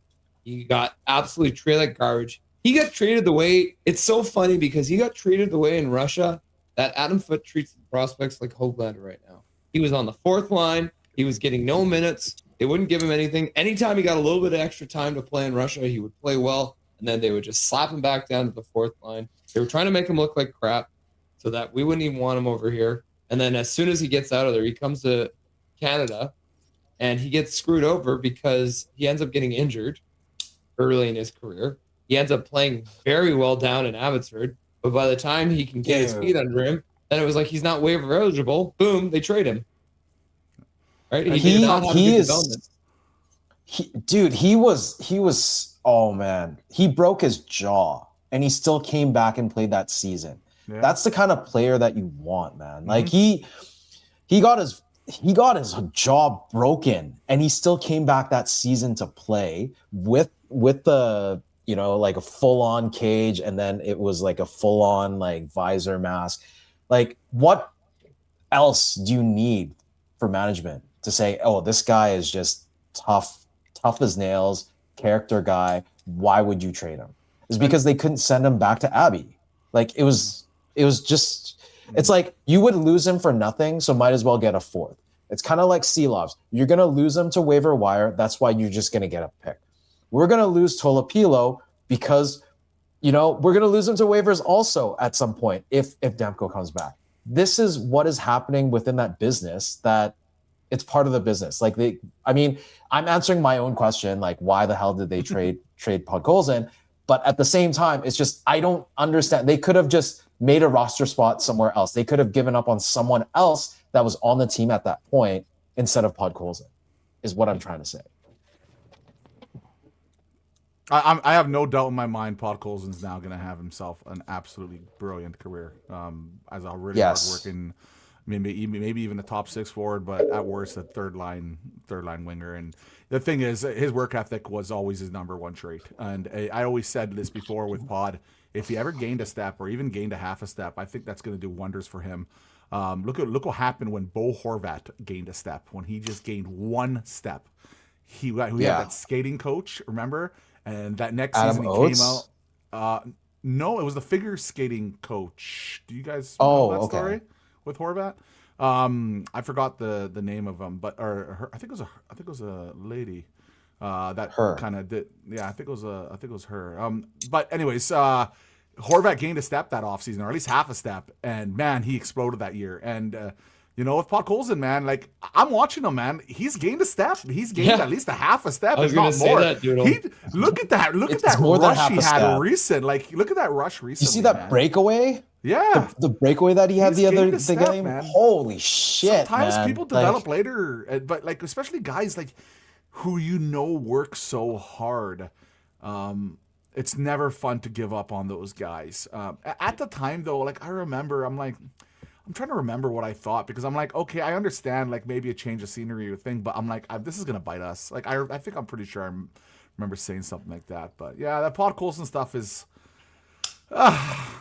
Doodle, you don't understand. I literally was at an Abbey Canucks game when he was playing down there. I was this close to buying his jersey. Like, he was my favorite Canucks prospect, and they traded him away for a 4th round pick, and then traded a 4th round pick for Kane. So, like they were saying earlier, they essentially traded Kane for Podkolzin, right? Like, and there are two different calamities of decisions in giving up on Podkolzin too early, and also trading for Kane, which was a very stupid thing to do. And helping Edmonton with their cap.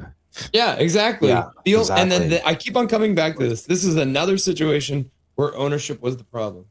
The only reason Kane is a member of this team is because Aquilini and Kane are buddies, right? Yeah. Kane is a member of the Canucks because Aquaman is Kane's friend. That's the only reason. For years. They have family friends, right? Like the Aquilini family and the Kane family are both from Vancouver. They're in similar circles. They're both rich people, and they're fans of each other. So here we are. Kane's suddenly a Vancouver. This offseason was actually pretty fascinating because it was the year of gambles, right? Like, that's what they had. The whole point of this season. I know Russ had actually, I didn't mind your take earlier. I thought it was pretty good on the I guess the conspiracy theory on how this thing. But you know, I think at the end of the day, it's to do everything in their holy power to keep Quinn Hughes in Vancouver, and they wanted to go out and they said, hey, if we get Kane and it hits, and Kane turns into a power forward, that because I remember an interview with Jim Rutherford talking about like he's going to be a huge part of this team, and then you know, they wanted Adam Foote to come in here to stabilize, you know, Quinn Hughes, a big Adam Foote guy, right? Have Adam Foote come in here, right? But the thing that kind of still, and to this day, it doesn't make sense to me, and I don't know if it's just a complete failure or what, but like they talked about getting a second line center, and they didn't get that second line center. Rutherford said like it would be worse for this team if we didn't get a second line center. So if you're going to go all out and do all these, I guess, supplement moves to get Quinn happy, how could you not find, even regardless, now I'm thankful it didn't turn out that way, because I still think we wouldn't be that good of a hockey team with a decent second line center. I think we're way further than just the second line center away. But you just think about it, man. Like, how can you go into that season thinking all these gambles were going to pay off? Because you would have to have all of them. Like, think about Filipino. Like, they thought he was going to be healthy. And, you know, God bless him, man. Like, I want him to be healthy. I want him to have a amazing long NHL career and for his family and his health and all that stuff. But, like, that was a tough gamble to make. So you have all these gambles the Canucks made, and literally all of them, like Demko staying healthy, right, extending, like every single thing backfired, and that's why we are where Quinn got pissed. He's gone. Nah, I don't like what he did in the last 2 weeks. Just let's be honest, he quit on us. But I don't know, man. Yeah, Quinn Hughes. That last 2 weeks, he wasn't skating as hard. He was turning the puck away. He was defending not his usual style. Yeah. Like, it was really weird. Like, I've never seen Quinn Hughes play hockey like that. It was more than just things. So, and I think we traded him at the right time. I know some people maybe wanted to wait a little longer. I think we got a decent enough package for him. And let's be honest, it helped us drop into standings to where we are as well here. Like, trading him early helped us get a top 3 pick this year and potentially a top 2 pick, which is huge. Apparently not to Patrick Yrvin, because after the Quinn Hughes trade, Canucks went on a 4-game winning streak, and a rebuild became a hybrid retool. I still hope he just misspoke. I hope he just misspoke. I really, really did. I don't know. I'm still not convinced they're going to do a full rebuild. No, I'm still not convinced. I think they go into this draft, and I think I said this from the Rutherford interview from 100% Hockey, where he said, our goal next year is to make the playoffs. Like, direct quote, right? So do I think they will make the playoffs next year? I highly doubt it. No. This team is a dumpster fire. Because there's, I guess, the caveat of his quote saying our goal is to make the playoffs was, I don't know if we can get far enough ahead to do this, but our goal next year should be to make the playoffs. So I think in the management views right now, they are going to do what they can without getting rid of any of our picks or prospects to make the playoffs next year. And when that fails and we end up drafting at like top, maybe, top 12, top 15 again, they're going to use that. And then the next year, I think that's when they think. I think their plan is to not make the playoffs next year, but the year after that. But I mean, that's still not a proper full rebuild for this team. No, that's spot on. They're not doing a full rebuild. I had a question for you guys that from earlier, because we were talking about how poor of a coach Foot is. What do you think our ceiling is? Take this roster, move it forward, like let's say minus Kane, give it a different coach. Because I don't even think they would make the playoffs if you put John Cooper on this team. I just think we're so Are we drafting flawed. Gavin? Are we drafting Stenberg here? Yeah, I was gonna say the same thing. Are we I didn't think moving about up that. and picking up? I'm just joking, but Well, it was funny because after I Probably finished up with not. Trevor, I had him for just a couple minutes after I'd finished. So this is not in the interview, but I didn't get a chance because I wanted to ask him about the Medicine Hat Tigers, where it was his first, he played for Medicine Hat. They won 2 Memorial Cups. I was like, do you still follow what they're doing down there? And one thing that a lot of people don't know about Trevor Linden is he actually got accepted to Princeton. So he could have gone and played in the NCAA all the way back in the day. He chose to stay with the Medicine Hat Tigers. Is So then his he said- dream. Right? It was his To play dream. for His the- favorite player is 19 Lanny McDonald, right? Like, and he lived his dream. That's Yeah. the thing I love is he won back-to-back Memorial Cups in his hometown, right? But then And especially what the he said first after- one when he scored. Especially he when scored 2 goals to in win the championship game. Like, he's a beast. But then the and thing you see he that said interview is, with him, and you just see that smile on his face, and it's just like yeah. it's like a dream come true for him. Like you, But- I don't know. You can't be more happy for a guy like that. Like he grew But up the in that thing is- town, loved that team, idolized it, and He said, so Gavin McKenna chose to do the opposite. Gavin McKenna went to the NCAA. He took the money and ran. So, I mean, this is an exact quote, but, reading between the lines, Linden was kind of like, well, maybe if McKenna had stayed, and I'm not saying he should have stayed because Linden's a nice guy. You don't think But jumping if to McKenna Penn stays State and they have was the a Red challenge? Twins and that team that they're doing, right? They went all the way to the Memorial Cup final. Like I think in Linden's mind, they could win the Memorial Cup like multiple years again, right? So then I said to him, maybe we can look at reuniting McKenna and the Ruck Twins on the Canucks. And he's like, I like the sounds of that. But you don't think Nice. jumping to Penn State was a bigger challenge for McKenna? Given there's older It players. is definitely a different situation. You're absolutely right. Yeah, you're 100% right. The state of the NCAA compared to the state of the WHL right now is completely different from the situation that Trevor Linden was back in like whatever it was, 1970s or 80s or whatever it ended up being, right? So it definitely a different situation.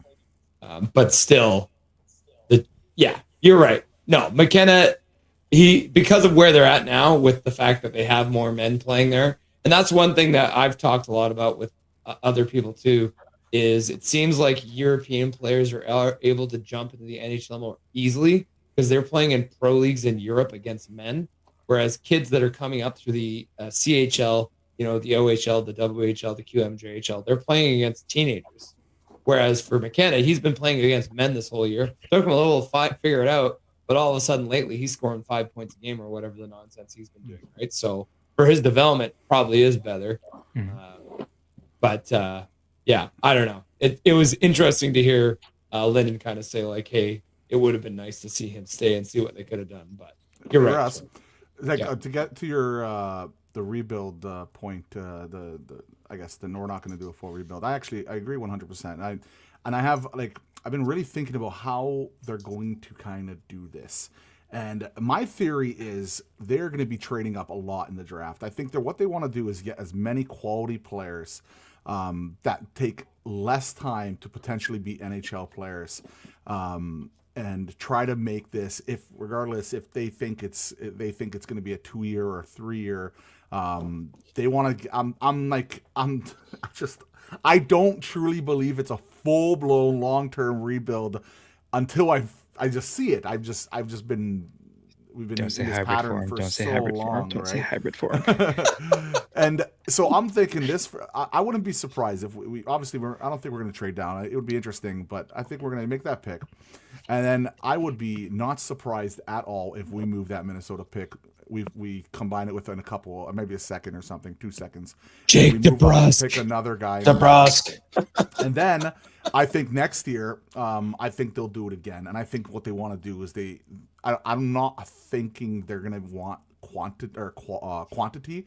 I really think they're going to focus on quality. And I hope if they're going to do it, if they're not like the higher upside players, right? Players that maybe won't take, because you can get really good players. Some players develop longer, right?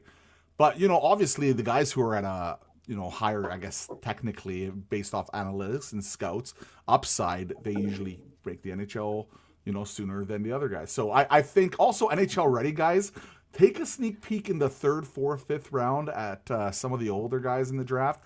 I believe the guy McKenzie, right? He was on Canada, at the World Juniors. I think he's going to be like a 3rd, 4th rounder. He's an older guy. I think he's 20 years old. That's an interesting name.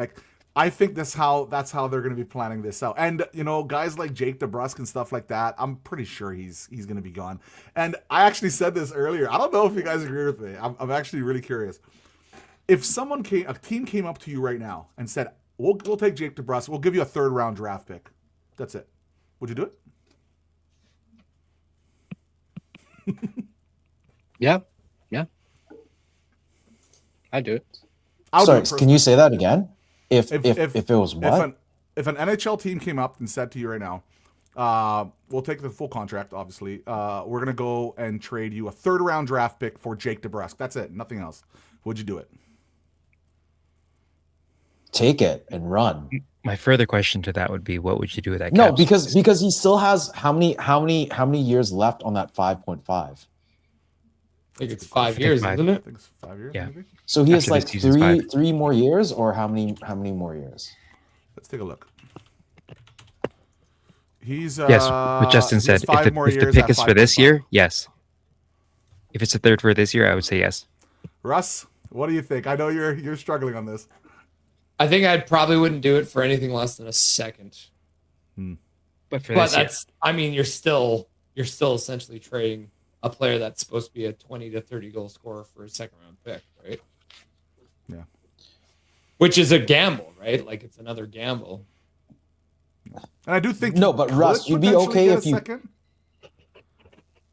Sorry. If it was a second, I would take it and run. If it was a second in this year's draft, I'm gone. Bye to Russ. What Have about a nice second in day. 2028? 2027? No. you waited too long. 2028. Yeah, Second no, rounder. No, And what 2028. Kempner is saying in the chat right now is objectively true, but it would be a move that you're doing to rush if you were to do that. Just be Yeah. like, I'll whatever, I'll do it. I'll just do it. No, but would you take, like you were saying, take the mini first round and DeBrusque and trade up to get to, let's say, if Verhoff was there at I don't know, top 10, 11, 12, around that spot, would you trade that mini first round and DeBrusque to get that to get Verhoff? I don't want them to draft a single defenseman this draft. We do not need a single defenseman at all. We need all forwards right now. We need all forwards and centers, in my opinion. Because around from 3 to, let's say, 3 to 17, 3 to 16, there's not a lot of forwards. It's very D-men heavy for most of the first round. It's not until like the latter part of the first round, like the projections, latter part of the first round and early second round, like the Ruck twins. One of them is like near like around the 20th pick. That's his projection. And the other one's like the second round. So overall, it'd be like 40th pick, 30-ish pick. Well, so would you looking at trade it- down then? Yeah, I'm looking at it right now, okay? And I'm just taking a quick sneak peek. So based off the rankings of NHL Tankathon, okay, it's the easiest place to look right now. Number 3, number 4, number 5, those are all defensemen, and Verhoff, Reed, and Smits, right, as they have it, right? Number 7, 11, 12, 15, 17, and 20 are all defensemen ranked right now, and 26. So the amount of these is pretty crazy. And teams are always drafty. Like, it just always happens in these drafts. Like, and there's going to be a team that's going to reach on a D that's ranked in the 30-plus range, because it usually happens. Same with centers. So you can almost guarantee that Malhotra, Lawrence, Vigo, they're going to be gone. And maybe I guess Hemming would probably be gone in that scenario too. Like, there's a lot of these guys are going to go, and you're going to have wingers available in that Minnesota Wild pick, if we don't move up, that are going to be ranked around 15, 16. Like, it's going to happen. I'm absolutely certain. So we do have to not be careful, but like, I'm so certain, guys. Like, truly, there's going to be a really good winger available at our mini pick. I don't even think it's the Ruck twins, which would be interesting. That, like, would you guys be interested in drafting the Ruck twins? Like, is that something you guys? Oh would yeah, be 100%. okay with? Oh yeah. 100%. No. And I would be as well. I think, especially recently, they've really exploded. They're starting to really find it, and you would have natural chemistry there. And again, if the Vancouver Canucks are thinking about being good sooner than later, well, having two guys that have natural chemistry, if they go out and draft them, would be an interesting choice. But are they big enough for it? Who knows? But Come on, Jacob. Could you imagine the Rucks being coached by the Sedins? yeah, it would be so awesome, man. Currently in the WHL, Marcus Ruck has 102 points and Liam Ruck has 99. They are number. Oh, he broke 1 the and 2. 100, eh? Yeah, they're both Oh, the wow. top 2 players in the entire league right now. They played 66 games apiece each, so it's 102 points in 66 games and 99 points in 66 games. Liam Ruck, the goal scorer, actually has less points, which is funny because I think Liam is actually ranked higher in the draft because he's the goal scorer, and he's got 43 goals and 56 assists, whereas Marcus Ruck has 20 goals and 82 assists, and he is. But the Marcus leading is more of scorer. the setup, right? Yeah, Marcus the setup guy, but he's not, and that's the thing is he's not just setting up Liam at this point either, because they do have a very good team in Medicine Hat this year. So it's not just, I mean, yeah, they're on fire right now. So imagine is Marcus a right wing or a left wing? I'm sorry. One's a centerman and one's a right wing. Yeah, Marcus is the center, and then Liam is the right winger. So if the Canucks somehow get first overall, they can slot McKenna with the Twins on like the second line. And they played together last year. Like they were both the Ruck Twins were on the team last year. They weren't as dominant with McKenna, right? Played together. Bro, that would immediately fix a lot of things. But I think someone was telling me if we get McKenna, he's minimum gonna be second line. Like it wouldn't be like a third line duty to work your way up, because he probably is better than most of the players on the team right now. The crazy thing about McKenna is, I think he will take a little bit longer to reach that top end potential. But I really am a believer in his top end potential. I truly believe his playmaking ability, his vision, the way he like it's. I know I'm not comparing him and saying he's going to be as good as this player that I'm about to mention, but like it does remind you of guys like Kucherov. It does remind you of guys like Patrick Kane, where he just controls the way the flow works on the ice. Now, I'm not saying that he's going to be as good as those, highly unlikely, but just the way he plays. I really like the way he plays. But the really interesting part about the Canucks is they've wanted a fast transition type hockey team. And if you're thinking fast transition type hockey team, you're thinking more Stenberg than McKenna. So it really does make you think, would they go pick, if they have that number one pick, will they actually pick McKenna? I would be, I don't know if I would use the word surprised if they went with Stenberg first, but I would not be like blown away. Like I think there's a, like, and recently they were saying that they like Stenberg more. I just if we pass up on McKenna, I don't know what I'll think. Russ, who do you want? I would take McKenna. No, wait a second. McKenna? Wait a second. Didn't Yrvin say he wanted more Canadian? Rutherford. Rutherford.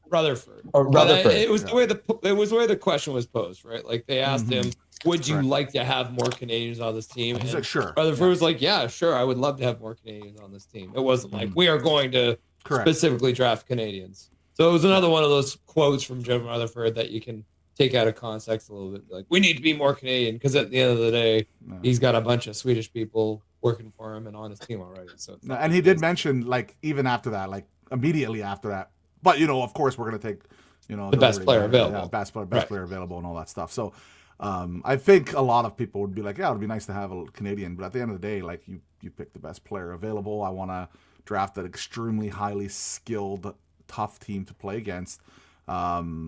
But I still would pick Gavin McKenna number one. I just feel like he really could be a special player. But I think the discrepancy between Stenberg and McKenna is I think that McKenna has a higher ceiling and Stenberg has a higher basement. That's a good thing. So if you end up drafting Stenberg, he might not reach the heights of McKenna, but you are less likely to have a guy who can fall further, because I mean, one of the knocks, obviously, we saw at the World Juniors with McKenna was he was more of a perimeter player. He wasn't a play driver. He still was a 2-point per game player. And like we've talked about lately, that 8-point game he had against men, right? He has really figured things out at the NCAA level playing against men. Whereas, but Stenberg has been playing over in that pro league, the top pro league. But the thing is, with the difference between these two players, again, more recently, Stenberg's production has fallen off quite heavily, right? So you've seen them kind of go in different directions. So I think McKenna has heard the criticisms, and I wouldn't be surprised, right? I think his agent hired someone to come in and talk about his mom with a bunch of slurs just to get him all fired up, right? Like that was it was like it's like a Happy Gilmore sort of thing, right? And Stenberg's team is roughly stacked. No? In Sweden? The team he's on is stacked. Yeah. And he's in like fourth on scoring right now, I believe. Yeah, and it's crazy too because technically, like McKenna's team is actually not one of the better teams. He didn't go and sign with one of the most elite schools, No, right? not Like at all. Penn State is not He close kind to of put them being. on the map. Yeah, right. Like, so that's I think where we're at with that is that after all of that and what we've seen in the last couple months here, I McKenna would be my guy. And even when McKenna was quote unquote struggling earlier in the season, He's still a point per game. yeah, and his stats for time with the puck on his stick was like through the roof. That was still insane. That's going to be a fun draft. It's going to be a fun draft, man. But I we know all who I know we're want. drafting Even this- third, so it doesn't matter. Yeah, 100%. Oh, there's no chance we're winning draft or even coming top 2. It's not happening. We know it. We all know it. We all know it, right, guys. We're all Canucks fans. Please, We've experienced please. It all started speaking back of in 1970. speaking of Linden, do you remember his face after those draft lotteries? Yeah. They would just like pan to it right to his face and stick right on it. And it was just, Oh my god. It's going to be very, very interesting this year.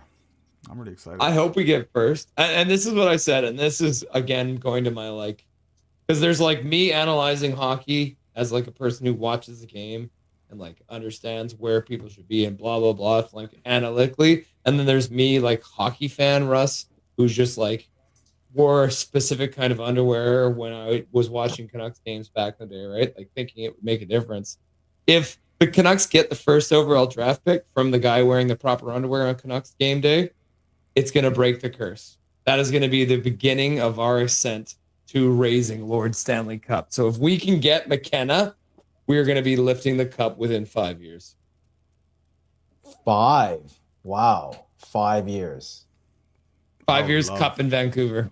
I would love to lift the cup and God, just until I We die. need it, man, I don't because- care, man. I don't care how many years it takes. Just one before I die would be nice. Right? I'm a big You- guy. you know like, they I'm have probably- t-shirts I for only that, have right? 20 years in me. I only Yeah. have probably 20 years in me, so it would be nice if they do it sooner rather than later. Have you seen those shirts that say "I just want to see them win the cup once in my life" or before I die? Like they have a T-shirt. That guy's a genius. I do believe we're gonna win a cup one day, man. It's really hot take. In the 500 years, I think we'll eventually fluke one. Well, this is the thing too, is if I watch all of the interviews with Rutherford, right? So like, and you got to listen to his words and even, I mean, talking about his comments on Foot, like they asked him, what do you think about Foot so far? And he's like, he's had a lot of challenges this year. That was all he said. He didn't say anything beyond that, right? Do you guys think Foot's coming back? well, Is with there any comments like chance- that, yeah. Yeah. Like what Russell just said, he said. Do Yeah, Kepner's got Okay. it. Let's put it a percentage. What percent do you think Foot is coming back versus not? 0%. 0%. I just don't see it. I just don't see it happening. I would go we're too 80-20. bad.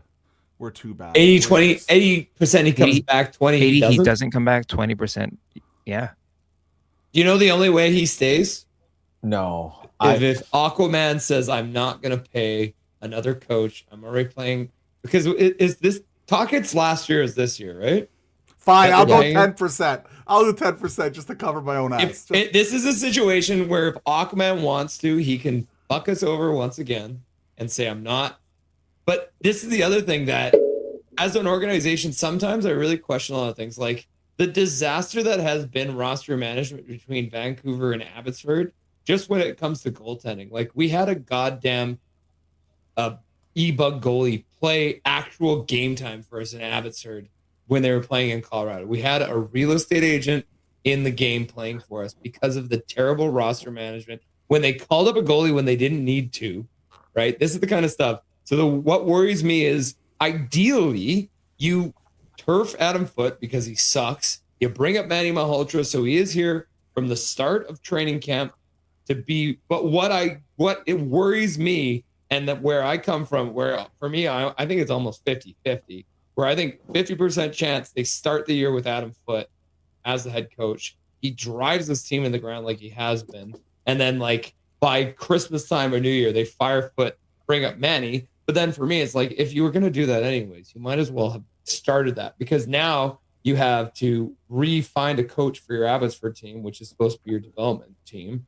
And then you also have but I could also see them being like, I want a tank to begin the season so that Manny can dig us out of this and we'll still end up getting a decent pick. Right. So part of me just thinks it's almost like a 50-50 chance that Adam Foote is back. I just think we're so bad. Like, we are really bad. And we're bad for so long. Like, all season. If we end like 13, 15 points in last place, how can you bring the guy back? Like, I feel like, and this is like, I don't want the guy to lose his job. I never want someone to lose their job and their career and all that stuff. Like, of course not. But like, when you're this bad, it's a performance related thing. I understand if we miss the playoffs by like 3 to 5 points, or you know, the boys are at least working hard, and we knew that we were in a full rebuild this year. But no, we were supposed to win this year, and I know we had a ton of injuries, and there was a lot of gambles, and he got put in a tough position, especially early on in the season with all the injuries and not having proper amount of centers and all that. But like, come on, like, look at the systems we've been running this year. Like, I don't want to, like, I'm not going to hate on the guy, but like, come on, like, we're awful this year, and I think there's going to be consequences, and maybe there might even be more than just him. But I guess we're gonna see. It's going to be a fascinating offseason one way or another, because I don't know how they can, unless they can say, hey, you know, we're going to bring him back because this year had all the injuries, and you know, we're in a rebuild, and you know, whatever. And, like, I don't know. That is a possibility. So I guess I'll change my answer to 10%, but I just 10%. I just don't see it personally. Okay. Okay, let's be real. So we're all talking about a rebuild. You're all not believing this rebuild. If we keep Adam Foote to start the next season, doesn't that answer a question that this is the continuation of the rebuild? Because like Russ said, this is like the worst guy to have coaching a team when he got fired from the WHL. Like, who else are you going to find to get that bump? And you know what? You'll get a coach bump and you'll start winning games. It's going to affect the lottery. It's going to affect your positioning and all that. Here it is, boys. And why not just keep him? This is the determining factor.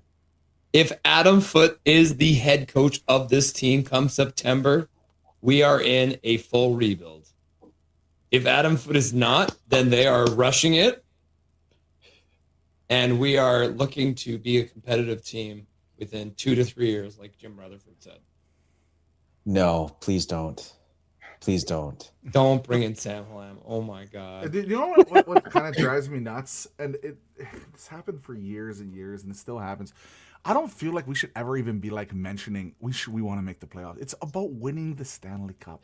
The goal should always be, I'm not saying we're going to win the Stanley Cup, but the goal should always be to win the Stanley Cup. So when they do these interviews, I don't know why they don't just be like, you know what, our ultimate goal is to win the Stanley Cup. And obviously we're going to need to make the playoffs to win the Stanley Cup, but we want to win it. Emphasize it's about winning the cup, and the future rebuild is about winning the cup. And if it takes 2-3 years, it's about winning the cup. That's what they should be pushing. When I hear them pushing, you know, make the playoffs, you want to be good to make the playoffs, like, that just tells me like where the headspace potentially is at, and I don't like it very much. I would much prefer like, because even you hear, like, even with Buffalo Sabres, who haven't made the playoffs in God knows how long, what is it, like 16 years? A lot of their guys are still saying, hey, it's about winning the Stanley Cup. We're not satisfied just making the playoffs, right? And they were saying that even last year when they were not great, you know? So I don't know. That's just my take. That's why I hate the just get in and anything will happen crowd. No, I don't like that crowd, no. You know. I'm not a big fan of that. But if you think about it, I'm going to play devil's advocate. If you're the Dallas Stars, you've had a cup contender for how many years now? And how many cups do they have? Yeah. But then you look at the Washington Capitals, who are banging at that door over and over and over and over and over. And what happened? Eventually they broke that door down. And the funny thing is that with Dallas is, I wouldn't be surprised if Dallas or maybe even Carolina, I know Carolina won a cup before, but I mean, like, recent memory, I wouldn't be surprised if either of those teams won the cup this year. I think they're pretty much due, but Colorado is, man, that's a tough team. And if you're Dallas making the conference finals all these years, at least you could say, it's quote Adam Foote, you're just right there. True. Like, literally, they were just right there. They're right there, just right there. Like, how many games? They lost a lot of overtime games against the Oilers too, I believe. Like, I'm trying to remember now. But like they had shots to win some of those games and flip those series around, but it just didn't work out. Mhm. That's the way it goes sometimes, man. Sometimes bounces too, man. Big thing. It happens. No, but if you look at the Central right now, you have the Avs obviously top dog. Then you have Minnesota, and you have Dallas. Who is going to make it out of that? It's just I still don't like how everything's positioned right now, because back in the day, if it's 1-8, we had a conversation with Nick, The bracket format. Windy City Hockey, and it used to be 1-8. It wasn't, your division leaders 1-3, and then the wild card. Mhm. Do you guys like this system, or do you think it's time to go back and change it to 1-8, or even potentially like something like the NBA? Like you do playing round positions 7-10. You have your one game that you play in, and then whoever makes it, plays another game and then makes it into 7 and 8. If they had They a playing won't- around, Because right It now the Central just ruins it, because you have these powerhouses all in the Central, and one of them are going to be kicked out in the first round. Yeah. Yeah, And it's a Minnesota. shame because there's such to have a there's playing such- round would have to have there's- buy-in for the NHLPA. And in theory, though, I think it would be a good thing because it's just more playoff rounds, more playoff revenue, more playoff hockey for the fans. But as far as the divisional format, I know Bettman likes it. He likes the fact that it breeds rivalries, quote unquote. I don't know how much the LA It does Kings like not. having faced the Edmonton Oilers 4 years in a row, but Exactly. Like, what is the point of having these rivalries within your division that you have every year? It's like it's always gonna be Edmonton and LA. Well, not this year, but like these coming years, it's gonna be Minnesota and Avs and Dallas. Like, it's always gonna be these top three. Like, it's just going to be boring for people to watch. Like, yeah, you have the great matchups in the first round, and then everyone else who makes it through gets an easy route, and they don't have to play a Dallas, or they don't have to play a Minnesota when they should be in the conference finals.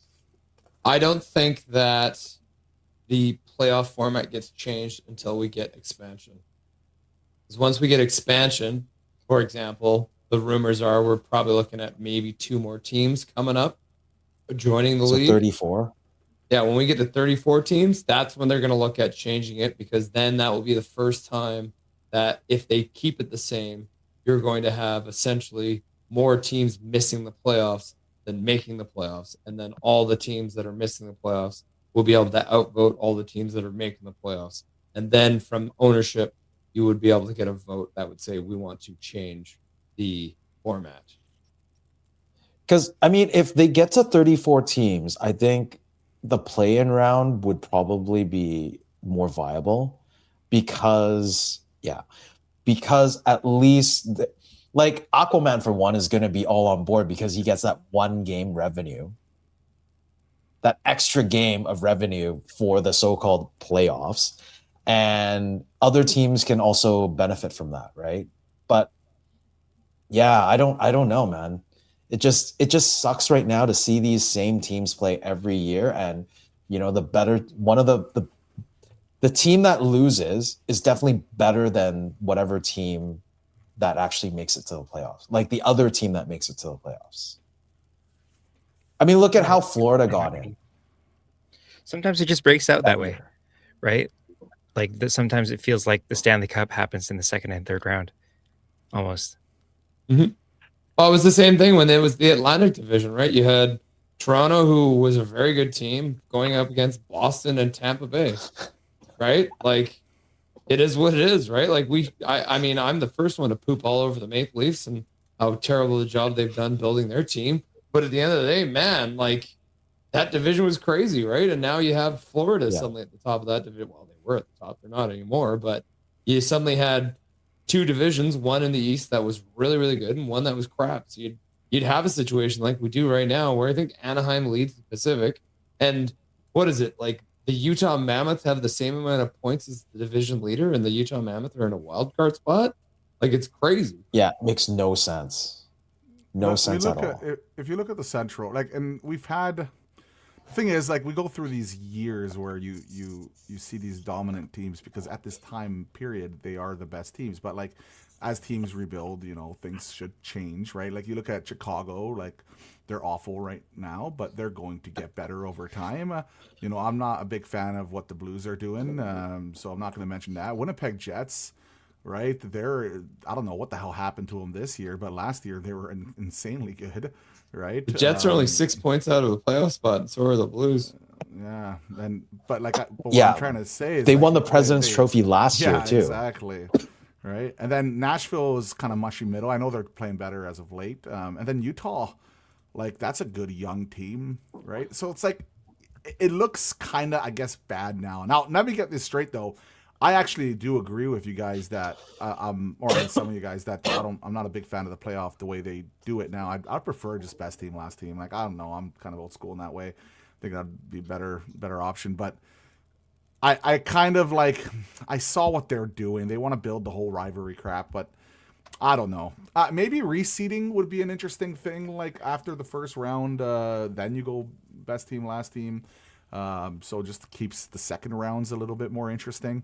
And not just focusing on that. So, but yeah, it's gonna be fascinating just to see this year between those three teams because like it's a three-headed horse there, right? So it's gonna be really interesting which team kind of breaks. So I do think Colorado is that team, but man, I really like Dallas this year. They look really committed to win, like really good when I've watched them. So well, it's gonna be good. Are they going to get Sagan Dallas back for Stars- the playoffs? Tyler Sagan? Dallas Stars, what are 9-0-1 in the last 10 games? Oh, they look like a team that's saying, "F off, it's our year. I don't care about Colorado." Like that's what I feel. I think that's even another reason why the Colorado Avalanche went out and got Nazem Kadri and made a lot of those things because they said, "Hey, you know what? Dallas is really scary. We need just a little bit more punch," and they got it. Well, right now, definitely got it. 2 and 3 in the division is Dallas, Minnesota. So that would be the first round series. I would love for Tyler Myers to knock out Quinn Hughes.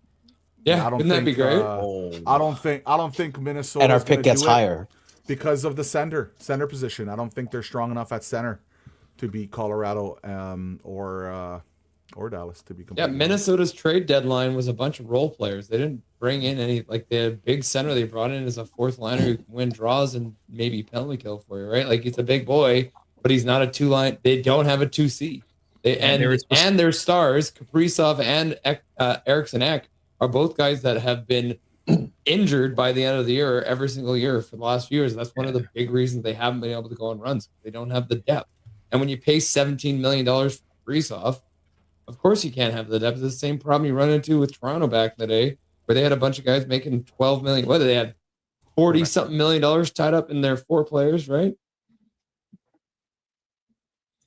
Ooh, Jacob's got a PD profile picture on StreamYard. Scandalous. But yeah, Minnesota's supposed to be in on Trocheck, and they didn't get that trade over the finish line, eh? Trocheck probably said no because he heard from JT Miller that Quinn Hughes. Oh, I think JT was going to cry or something. I don't know. Hey, Yeah. Don't be hating on Petey. Yeah. I was letting my dog out. Oh, he's laying down in the background. It's actually pretty funny.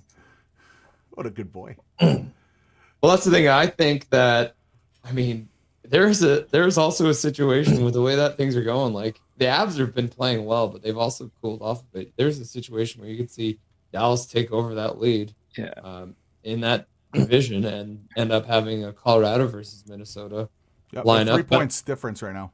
Yeah. 97 points for Avalanche, 94 points for Dallas. Dallas played one more game. Correct. So it would take some doing, but they have been hot, right? But I mean, I don't know if Minnesota can make it out of that division facing either Dallas or Colorado, especially with the addition of Kadri. That changes everything. It's the gauntlet. Like down the middle for Dallas, that's the only kind of worrisome thing, right? I mean, you have Robertson on the wing, like he's already, dude, he's playing lights out. Like he got 2 goals the last game, and it's like, why have you still not re-signed him? And it's I don't know, man. Like, I think they're just trying to see how far they can go before they actually offer this guy a contract. Is that Who? like, what do you guys think? Jason Robertson. Jason Robertson. So Gerald, here's something interesting. On the currently on the Dallas Stars roster, they only have 3 right wingers. We got 3 right wingers. They've got 4 left wingers, and they currently on this roster right now have 1, 2, 4, 5, 6, 7, 8, 9, 10 centers. They have 10 centers on the Dallas Stars. They have more center depth than any other team in this entire league. Can we just quickly talk about how absolutely tragic the Pacific division is? They have Vegas has 76 points, and Colorado in the Central has 97. Yeah, like Vegas is the division leader with 76 points, and Utah Mammoth is in a wild card spot with 74. Same amount of games played, and they have more wins than Vegas does because Vegas has 14 overtime losses. Follow-up question, and I know this might sound crazy, but do you guys think the Edmonton Oilers are going to still make the playoffs? Because as of right now, they have 67 games played already. The San Jose Sharks only at 64, Kraken at 65, Kings at 66, and they are all chipping at their heels. And Edmonton Oilers' schedule is not that easy. And there's a lot of teams fighting for their lives in that schedule. Do you guys think the Edmonton Oilers are still going to make the playoffs? Do you think Leon and McDavid's going to pull through here and put them over the top and make the playoffs? Or do you think, could it possibly happen that the Oilers are going to miss, man? Which is just insane to me in my head. You know what's going to happen, Jacob? You know what's going to happen? What's that? The Oilers are going to miss the playoffs because San Jose and the Kraken are going to jump over them. And then the Edmonton Oilers and the Florida Panthers are both going to win the draft lottery and draft number 1 and 2. That's what's about to happen. Oh, the Leafs are going to win. Leafs are winning the lottery. Can you imagine? Like the Leafs fans would have such a roller coaster year, eh? Can you imagine that? Yo, Tyler and I did a sim mock the other day, and the first or second one that we did, Leafs won. Tyler, do it right now. Tankathon, go. Yeah, do it. Go ahead. See right now. Oh yeah. Let's see if I can do it without. But also, we're gonna do it 1 in the morning. Let me. Here, I'll do it. Tyler, I'll do it. While you guys do it, okay? We'll all do one. Right. I want you guys to quickly look at because the most a team can move up is 10 spots, correct? Yes. Right? The most yes. 10. So if the most is 10 spots, when they actually go and call out these, with the cards coming out, who's the team, in theory, at that, what is it, 13 or 12th? 13th. If that 13th, if it's Washington who wins the lottery, then that means the Canucks will be picking top 2. Because that means we can't drop to 3rd because Washington is the 3rd team. Just something interesting to think about. Right? If I'm not, my math wrong here? Because if they move up 10 spots, they're picking 3rd. We can't pick 3rd in that scenario because we can only move down 2 spots. That means the Canucks have to be a top 2 pick. So we want Washington to win the lottery. Okay, there's mine. I just did mine. If I'm not 1, 2, 3, St. Louis, New York, Vancouver. Boo.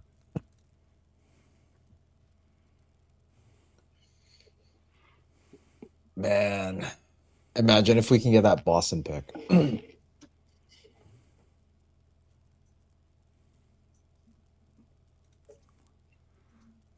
And I hope it kind of happens because it would be hilarious to see Whose screen is this? the reactions if Washington win the lottery. Just because Yrvin going to think, what? They won the lottery. This is terrible news. Actually, no, it's actually really good news for Vancouver. Unless I'm completely wrong here. Well, anyways. Whose screen is this? Nice. We're second. Sweet. It's mine. Let's do it. It's Give mine. the Jets, gets the Jets first overall. Fantastic. Winning a present. Yeah, Jets, I'm okay with that. Homer. Yeah, according to Google, you can only move up 10 spots. Yeah. So if Washington wins the lottery, wins that thing, that means the Vancouver Canucks are picking first or second, guaranteed. So we want to see Washington on that 13th card. Or we don't want to see Washington on that. I see what you're No, saying. but the problem is if you have a redraft, but the problem is if Washington actually does, say if Washington stays in that spot and they do and they can't move up more than 10 spots, and they do a redraft, apparently the odds for Vancouver is actually lower. So they wouldn't get first, they'd probably get second. Oh, yeah. But it would still be a top 2 pick. Guaranteed. Yeah. Because Okay, if any other team I'm actually running a lottery wins here. with, Calgary Flames first are overall. you gonna share it with us? How did Russ gain a subscriber? We're not even streaming on his I channel. don't even know, man. I gained a subscriber. I don't know what to tell you. Way to go, Russ. This guy. Way to go, buddy. Oh, hang on. I gotta change something on my thing. It's probably one of the people that are watching this stream that It got could him. be the Trevor Linden video too, because that's up. Trevor Linden is subscribed. Confirmed. Yeah, Trevor Linden. Oh man, if he leaves a comment, I'm gonna blow my load. Yeah. Have a That'd be pretty cool. fucking Lonely Island moment. I'll do it too. I'll spin it as well. All right, here I'm gonna spin. 3, 2, 1. Hey, there you go. Oh my god. New Jersey and Calgary. Oh fuck. Yeah, I dropped as well, by the way. New Jersey's revenge. And then they'll get Quinn in free agency in 2028. New Jersey, Calgary. I have Toronto winning the lottery with St. Louis Blues is number 2, Calgary Canucks in 3. Leafs So winning the Boston lottery. gets the first overall. Please. No. It's top 5 protected. Oh, right. So Toronto Wow, it keeps the even pick. has those parameters, eh? Interesting. Yeah. So that's why the Leafs fans are still cheering them to lose, because it is top 5 protected and they still have a shot at thing. But can you imagine they come 6th, 7th, 8th, 9th, whatever, and and they have to give it to their all-time rivals, the Boston Bruins. That's rough. That is rough. I ran it again, and the Canucks. Hey, do any of you guys know? Do any of you guys know if ever since it was the 1-2, so the first and second as the lottery, has how many times has the last team, like the 30 or the highest odd team, won the lottery? Because it seems like every year someone jumps up. It wasn't last year, that's for sure. Yeah. Was it the last year, or the year before either? Let me see. Because Islanders won last year, jumped 10 spots. The year before, wasn't it New York that jumped up and got first? It Or was was it the year before in when they got 2016? Lafreniere? In 2016 when the Leafs got Matthews, they were the lowest. In 2015, Buffalo according to tried Google, so hard. Since the inception of the NHL draft lottery in 1995, the team Do you wanna with the share it, highest Russ? draft lotteries 12 times. All right, got a goddamn timer on my screen. It's happened a few times. Yeah, Oh, so God, it's San San Jose, Jose. Buffalo, Wow. Buffalo. Yeah, but it Yeah, says Buffalo. 12 times in, what would that be? 95 to 2024. What is it? How many years? It's like a third of the time. 30 years. What an absolutely franchise-changing pick that San Jose, with them winning that lottery, man, Ooh. unbelievable. And that's Yep. gonna be us. That's Here gonna be we us this should- year, boys. That's gonna be us. All right, it's gonna be us. We're gonna, even though I said we're gonna pick third, all the lucky things I did or I do usually during the draft, I'm just gonna do the exact opposite this time. So like, just to see if I can trick the system or something, because I don't know, man. Wouldn't it be nice though? Wouldn't it be nice, guys? It would be. Just in general. To at least just win that, which we have never done, that would be something for me. But do you know how hilarious it's gonna be where you're getting these reactions? It's like people are like, even like, let's just say we get top 2, right? Everybody's gonna be going crazy for the top 2, and then we lose the top pick, and I think they're still gonna be like, it's all good, it's all good, you know. Do you It's- guys remember when Toronto won the lottery for Matthews? Yeah, Steve Dan. I don't know if you guys remember the social media Oh, sorry. response. Dangle was freaking going off on his channel. People were popping champagne. It's like we won something. Oh my god! Yeah, That's what's for going to them. happen. And we're going to win the draft lottery. Like I said, get McKinnon. Then we get the cup in 5 years. There you go. Pop champagne on my stream like Steve Dangle. Dare to dream, man. All of our streams at once.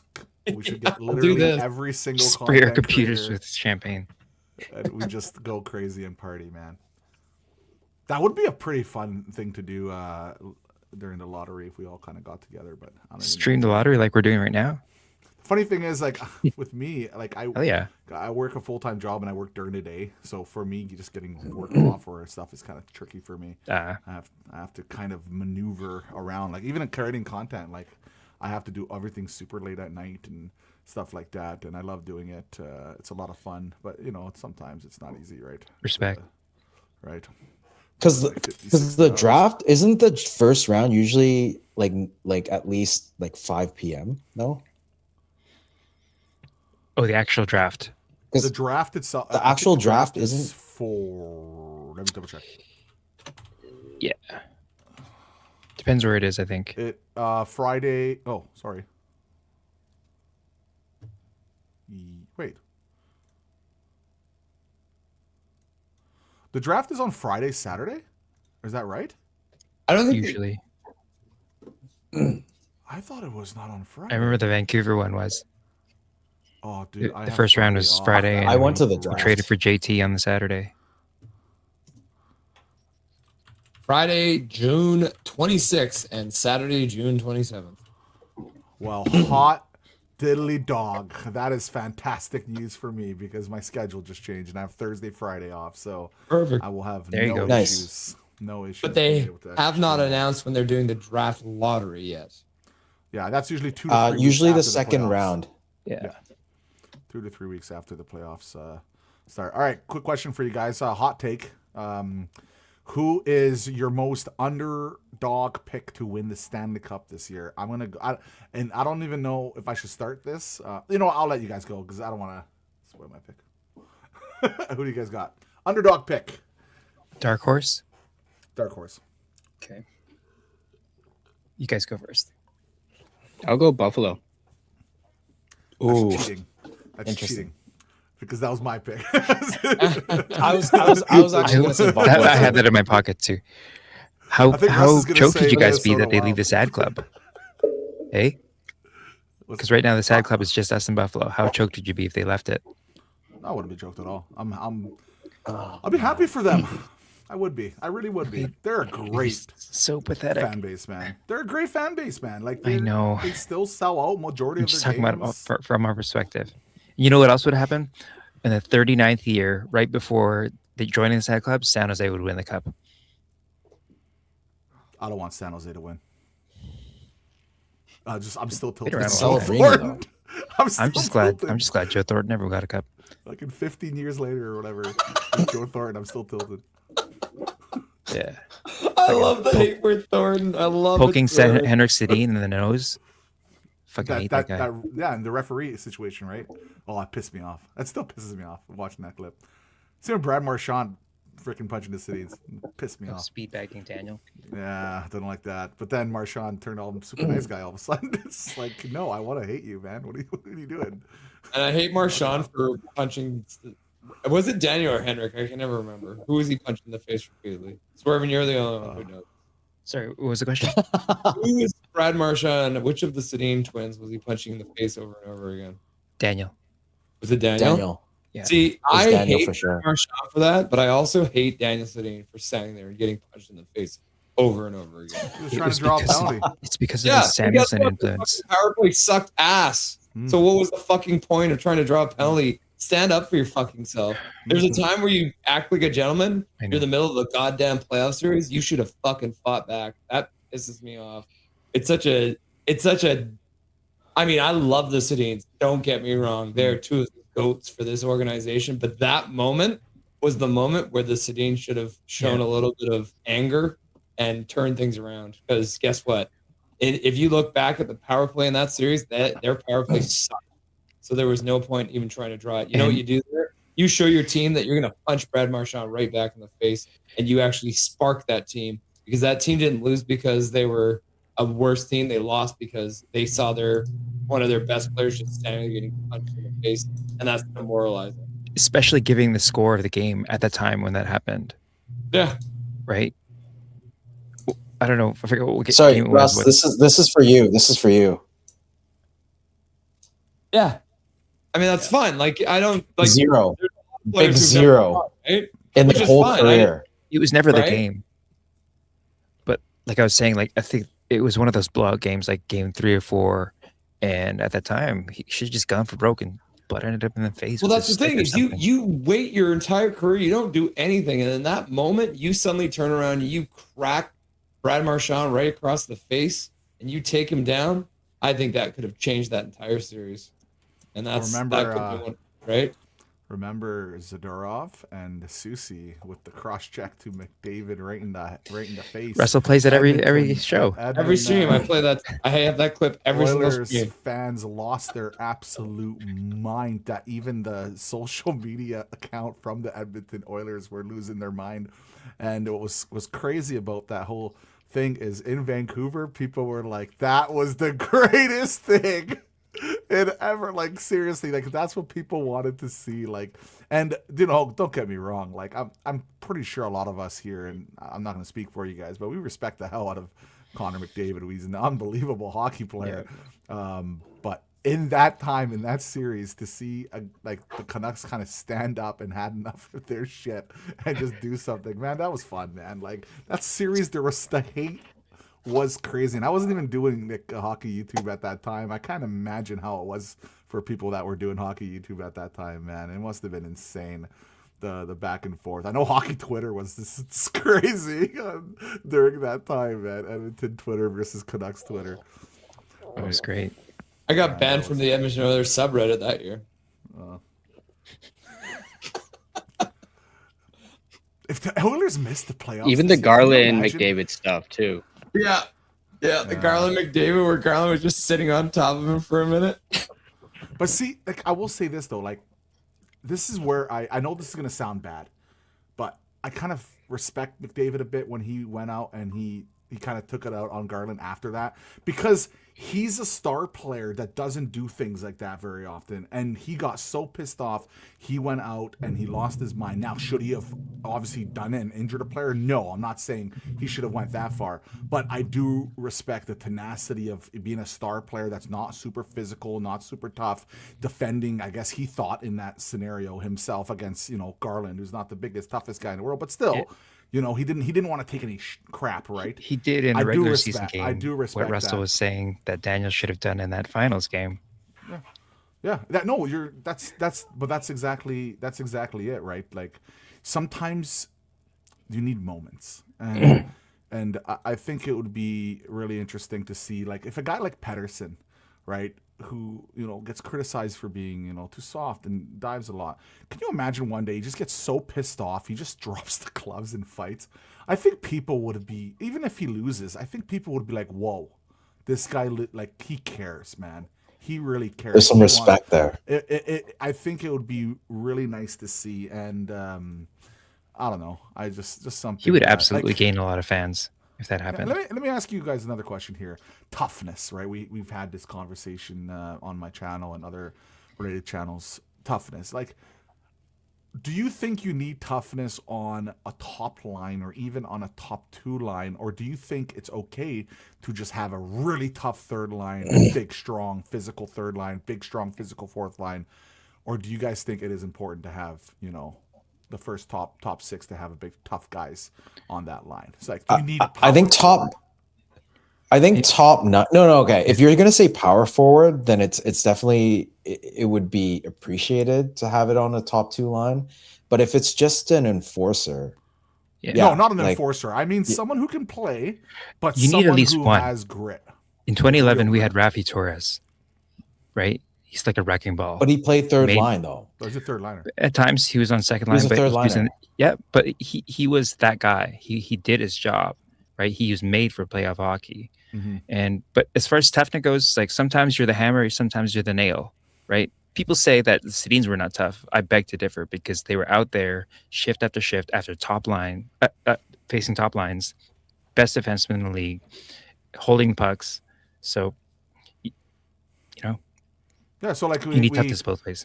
Like, well, the reason I bring this up is because Connor McDavid, he was asked the question in that playoff run with the Canucks at the end of that, and then at the very end of the playoffs when he lost in Game 7 in the Stanley Cup the first time.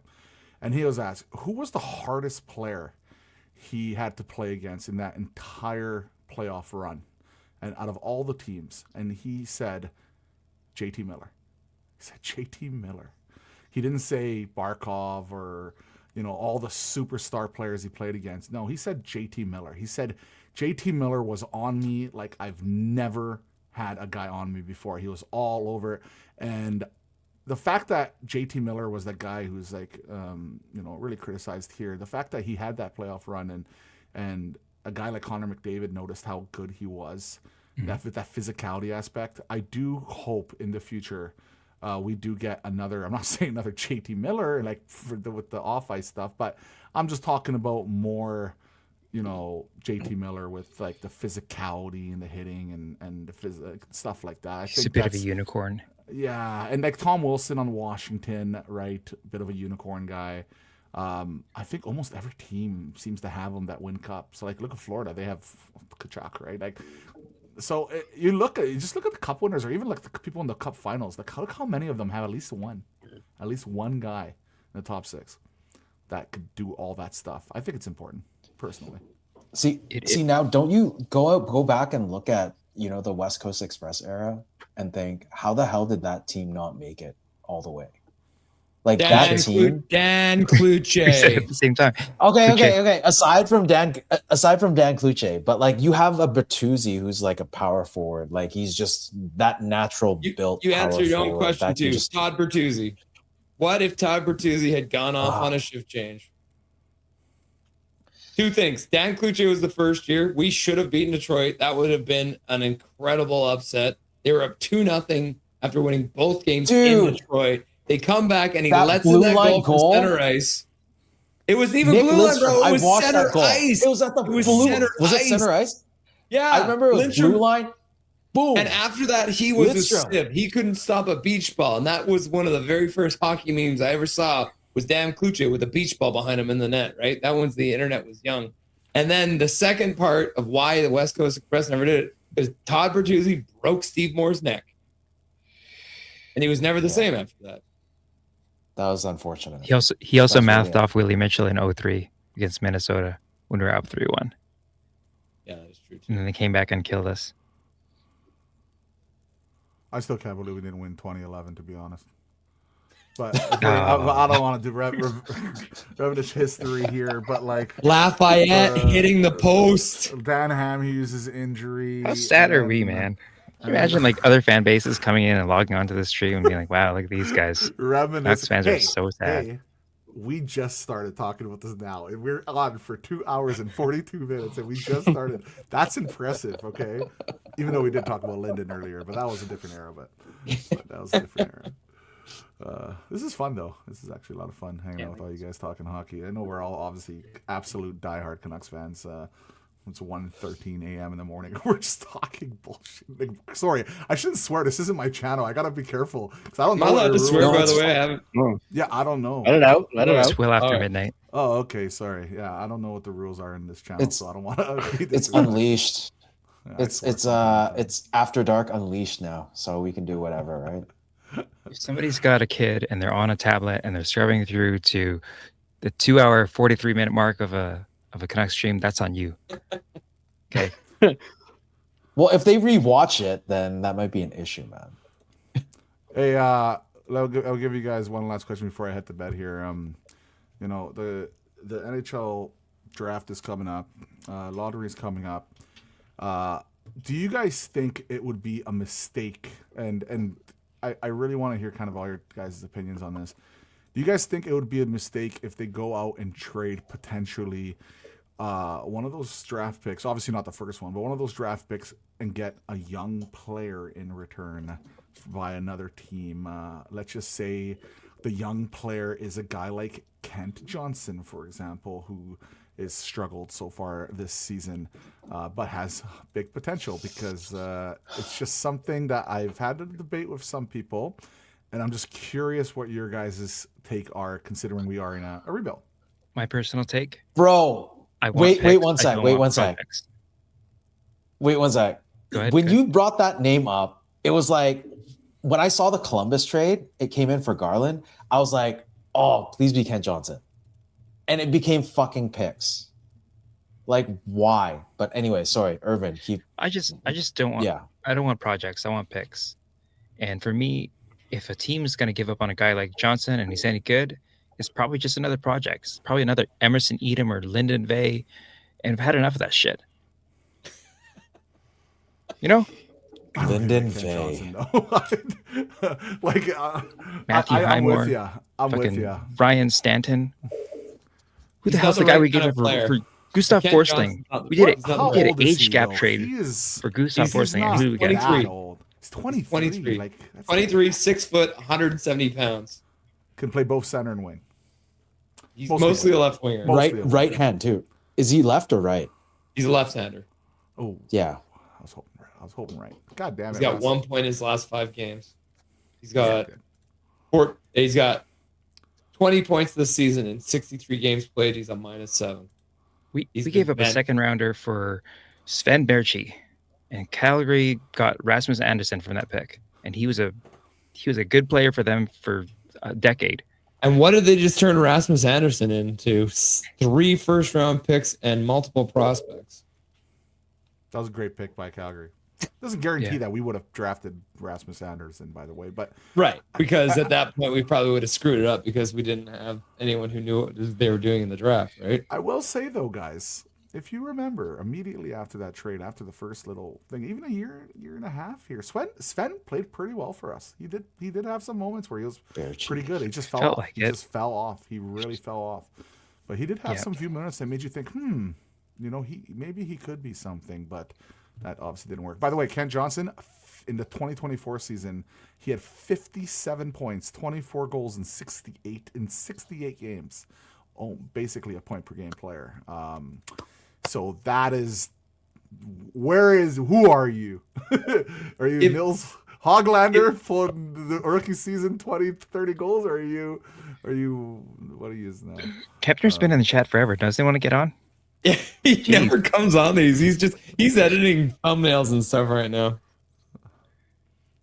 I didn't I think know I was you're going to great. come on. And then I'm like, hey, come on. I'm like, all right. Ooh. Punch Eric. Shinkarik, If Kent- though, If that Ken, not- if Ken Johnson was 6'4" and 230 pounds, I would say yes. he would never get traded if he was 6 foot under. Right. Right. And then Hunter anyone- Yeah. Go ahead. Yeah, sorry, and Hunter Shinkarik, like, he put up ridiculous numbers in the World Juniors, like, for years. And he was, like, I think at the time, the leading USA scorer of all time or something. So, like, obviously there was skill there. They probably just thought, hey, this guy's going to have such a huge ceiling that, hey, why not pick him? What did Shinkarik go, like 17th or something? He's the 24th. He's the same draft year as Bo 24th, Horvat. yeah. He was their own pick. They weren't supposed to pick at 9, but they traded Schneider for Horvat. You know what's worse, though? Yeah. That trading Jared McCann.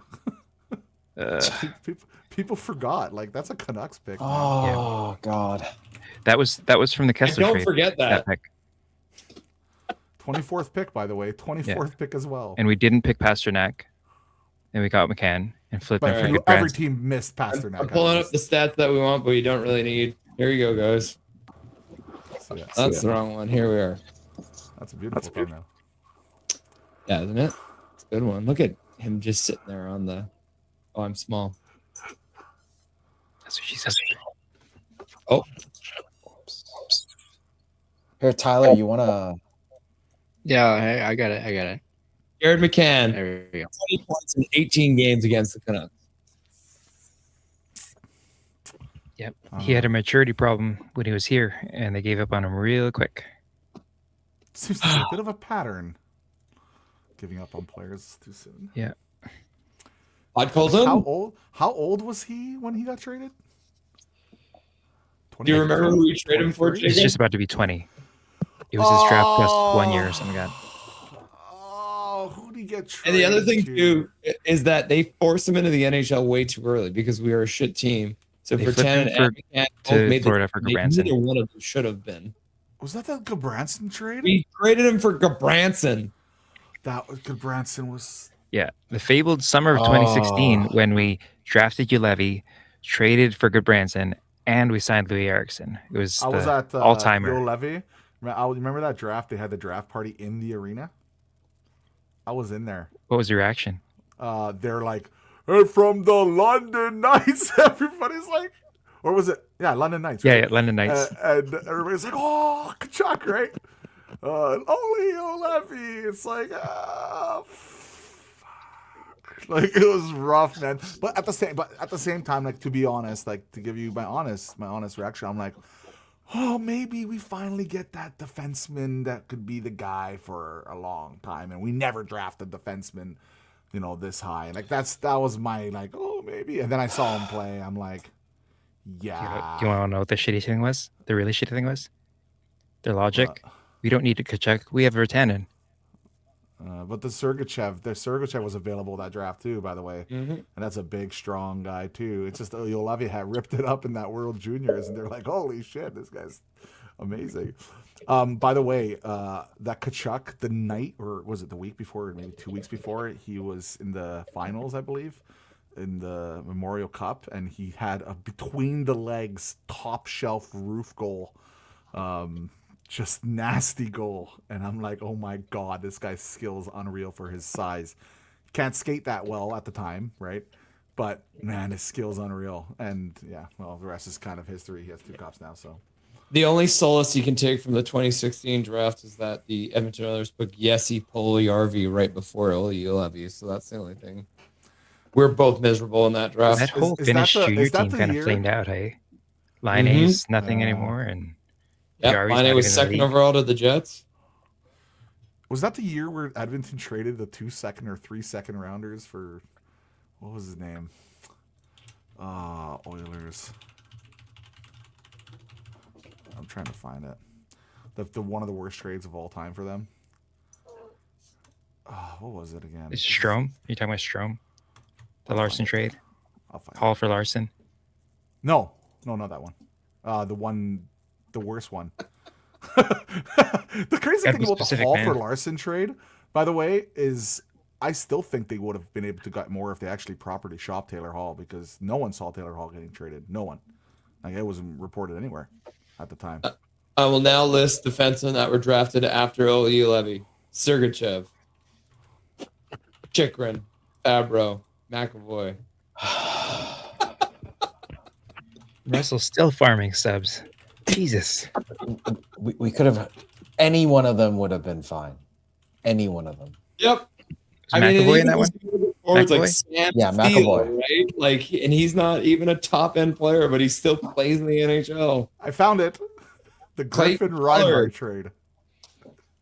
Reinhardt. Wait, they traded to draft him? They traded the 16th and the 33rd overall picks to the New York Islanders to get Griffin Reinhardt. And those picks in that draft, if I'm not mistaken, was like, there were so many crazy players around. What did the picks become? I'll tell you right now. 33. So Tage Thompson, Logan Stanley. Matthew Barzal was the 16th. That was Barzell. No, was it Kyle Connor and Barzell? Was that the year? I think it was. Let me take a look here. I love looking back on these drafts. Yo, this is crazy. retrospectively. Boston had 3 first rounders that year. They Yeah. picked Jacob. Yeah, 3 in a row. And Shabbat, DeBrusque and Zachary, and then right after that went Barzell, Kyle Connor, Shabbat, Svechnikov, Joel Eriksson Ek. yeah, Crazy. Well, that's crazy. they're so funny to look back on. Like Jaden Grube was taken at the top of his round in 2013 ahead of Jason Dickinson, who we flipped for Stillman, then flipped for Bloom, and then we flipped for Jaden Grube. And now Bloom is on the same team as Stillman, or no, Dixon. The picks was Barzell. They picked with that 16th pick, the Islanders, and they also picked Anthony Beauvillier, who's had a good NHL career. Decent. Yeah.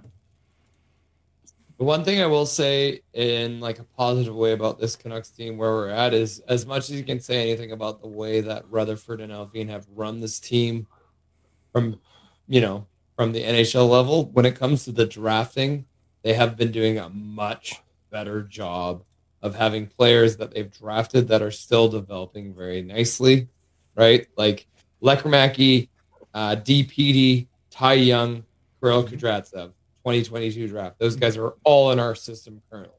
2023 draft, Vilander, Sorminio, Ty Mueller, Vilmar Ulrichsen, right? Aiden Celebrini still, developing in the NCAA. Probably won't be much, but at least, right? And then even Riley Pattinson, Anthony Romani, Park Alcos, and Basil Sansones, who is playing over in Switzerland, who is probably and gonna maybe end up being an AHLer, but that's 4 picks out of 5. But they actually have players that are quality players. Basil Sansones is a defenseman who's a big ass mother, and he plays very well. He's always playing for Team Switzerland, right? So he could end up being the kind of guy that you see. Like we had, 6 people go to the Olympics in this last one, Yeah. and 2 of them were in Abbotsford, and we've traded we traded one of them away in Reichel. But at the end of the day, the current management team, however they're doing their drafting, has been like leaps and bounds better than anything that was done by the group before them. So, and that's one thing I didn't say earlier, but Rutherford says we've been doing our rebuild for a while now, and a lot of these players are developing very, very nicely. In that 2023 Well, year, that I remember the Minio and Mueller and those guys specifically, there was a lot of people really upset at those picks. They thought they were just throwing away picks, and both of those guys look pretty decent. Yeah. No, that year in 22, I think they were high on Ogren, and that's why they went to Minnesota and grabbed Ogren. Because I think Ogren was 19th and Lekkerimäki was 23. And they played on the same team. Mm-hmm. Lekkerimäki went 15th overall that year. Was it 15th? Yeah. Okay. I love that Lekkerimäki pick at the time, too, because they were picking for top-end ceiling. Yeah, so Ostland, who is the other member of their line, went to Buffalo right after Lekkerimäki, and then Liam Ogren went to Minnesota at 19. Truly, there's never any way to know. People get so bent out of shape about names we pick or we don't pick. Remember Roland McEwen? Exactly. No. But it was a name that I remember fans being like, "Wow, do we leave this guy?" I'm like, he did nothing. Right? You never know. Even like Quinn Hughes, when he came on the scene, I thought his ceiling was going to be Mike Green. Like, we didn't really know he'd go to the heights that he did. You know? Did you know he was going to go to the lows that he did? Well, Well, who are we talking about? Hey, Quinn Hughes. so sorry. If we okay. if we look back at PD's draft and we snagged him at 5, everyone else, no one saw him. No one even had him in the top 10. Like, oh wow, you have a Quinn Hughes hat on. Do you still think that was a good pick? PD at 5? Yes. Yeah. yeah. 100%. Oh yeah. It's so easy to dump on him now, but the promise was there when in his first, 3-4 years in the league, and we're always trashing on the 11.6, but we signed him on the promise of what we thought he was, which is a franchise 1C. I don't know why I'm typing it twice every time. Sorry about that, guys. I don't know how that's happening. Apologize. Okay, man. Did you switch your hat to a Quinn Hughes hat? Is that what's going on? No, I just had it. It was on the whole time. It was just backwards. I just cut the thick of it. Cut the thick of it. Like this, I gotta admit, it's a nice hat, man. It's a nice hat. Okay. To answer Adrian's question, a do-over of any of the Canucks drafts, easy. Yager, not Nedved. 1990. Daryl Jaromir Sittler over what's his face? Very first pick the Canucks ever made.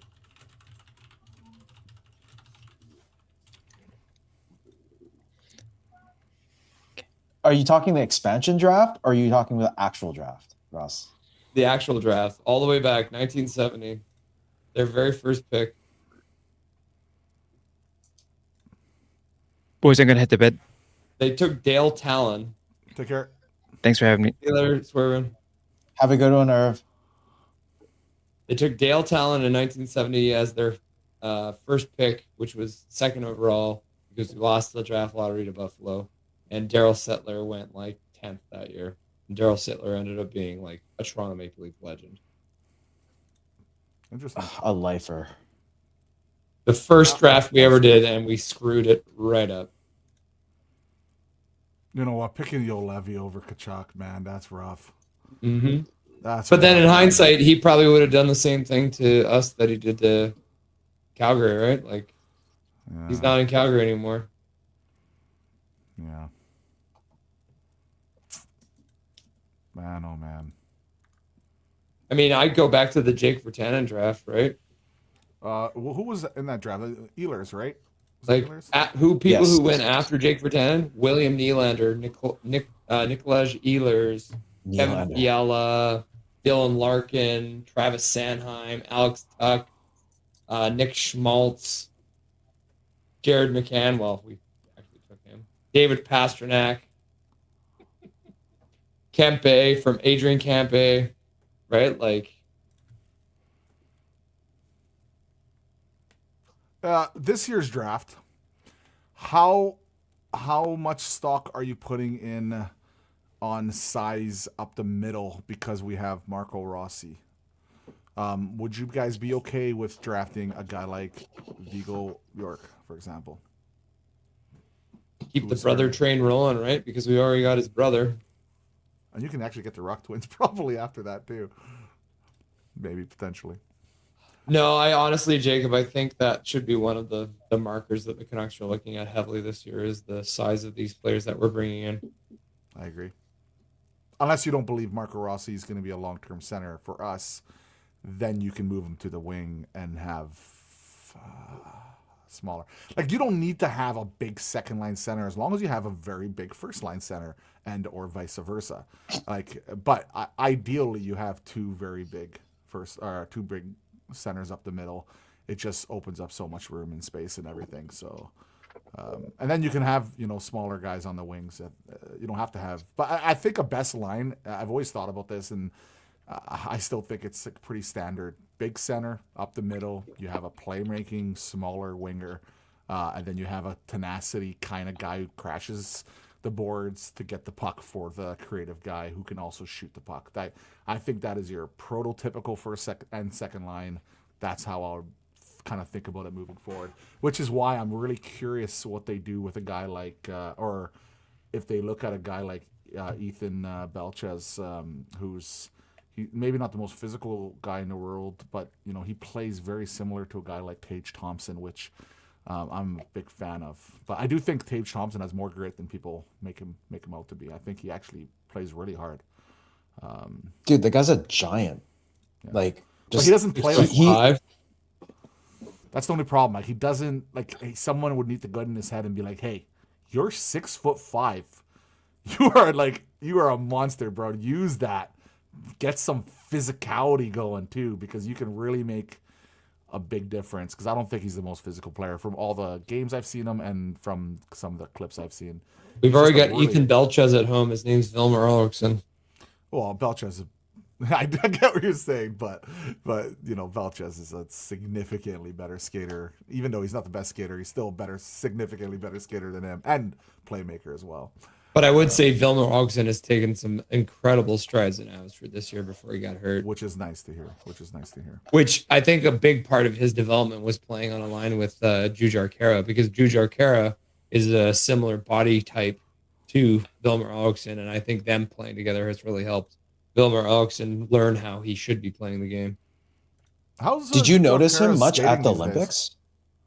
Who? Vilmer Ulrichsen? Yeah, Ulrichsen. He didn't play. He wasn't at the Olympics. He was injured. Okay. Yeah, he did a different guy. I think you're thinking of a different guy. Vilmer Ulrichsen's the Swedish guy who plays for Abbotsford. But He's a huge guy. He's massive. Yeah, he's 6'5", big boy. Was it Alstead that made the Olympic team for, what is it? The Abbotsford Canuck players who made the Olympic rosters was Reichel, who we know, and Ravinskas, Henri Ravinskas, who played for Latvia. Latvia, We actually yeah. had two players playing for Latvia in Bluger and Henri Ravinskas. But Henri was a late addition due to injury and didn't get a lot of minutes at the Olympics. But he Russ, was looking very good leading up to the Olympics. Russ, let me ask you here, because I've always debated like how important are points in the AHL. Like you look at Wilmer Ulrichsen, like he has 9 points in 43 games. It's like eventually you gotta have to look at it and be like, this guy has 9 points in 43 games. Yeah. I know you said he played better, but like Right. he must have been much better to make up that. I would difference. say what I said to the guys before you got on was if you take the first 20 games of the Abbey Canucks season, were a complete and total write-off. They were devastated by their own injuries, and on top of that, they were also dealing with the fact that a bunch of their guys had been called up, so they didn't have Baines playing down there. So, like, I think their first 20 games, I think they had only won like 3 games or something. Like, it was bad, and that's why earlier when I was talking about Manny versus Foote, if you remove that first 20 games, the Abbey Canucks are actually in a playoff spot, having sustained more injuries than the Vancouver Canucks, which is why I really think that Manny is the guy to take over this roster like immediately. Because, I mean, I can't say they would be in a playoff spot if Manny was the coach of this team the whole year, but I guarantee they would not have been on a streak like they are right now, where what if the Canucks won like 2 games in their last 11 or something like that?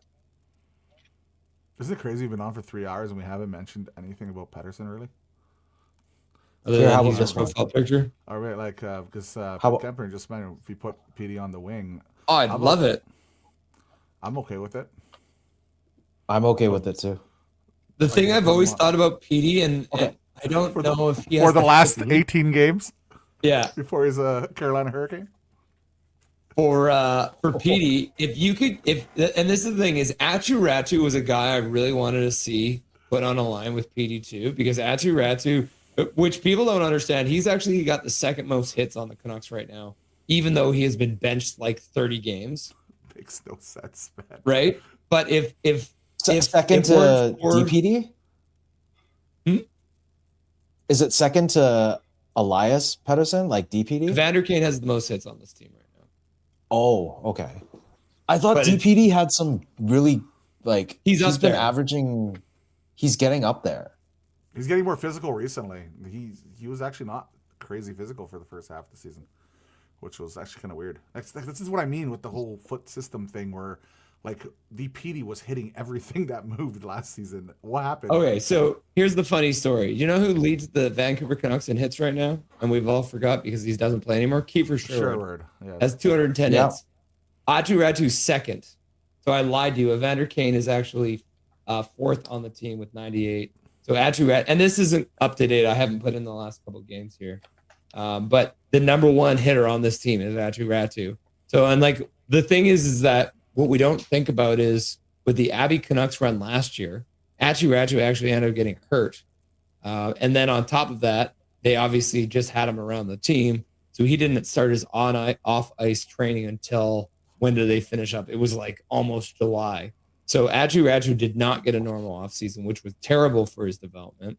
So if he can go, knock on wood, I'm going to do this right now, go into the offseason this year and do some proper training and hopefully get his skating a little bit better, then suddenly you're looking at a situation where I think Ratu and EP40 would be a great combination just because of the incredible amount of faceoffs that Ratu can win. He leads the team at 61% in the faceoff dot, and he's got 105 hits. And he's also, even though he's only played, what has he played? He's played 45 games and he leads the team in hits. It's been scratched so many times. It's just he gets ridiculous. 2 hits a game. He needs to play 2+ every hits a single game. game for the rest of the season. I have no understanding why this is not a thing. Like, it needs to be a thing. And the amount of times he's gotten scratched, even coming off really good, decent games, it was just way too frequent. He led the team in scoring. It was a 6-game span where he was a point per game, and then they benched him. It's one of the weirdest things, man. Like, I don't get it. That's when Camp came in. Where did I hear it? We did turn Camp into a 6th rounder.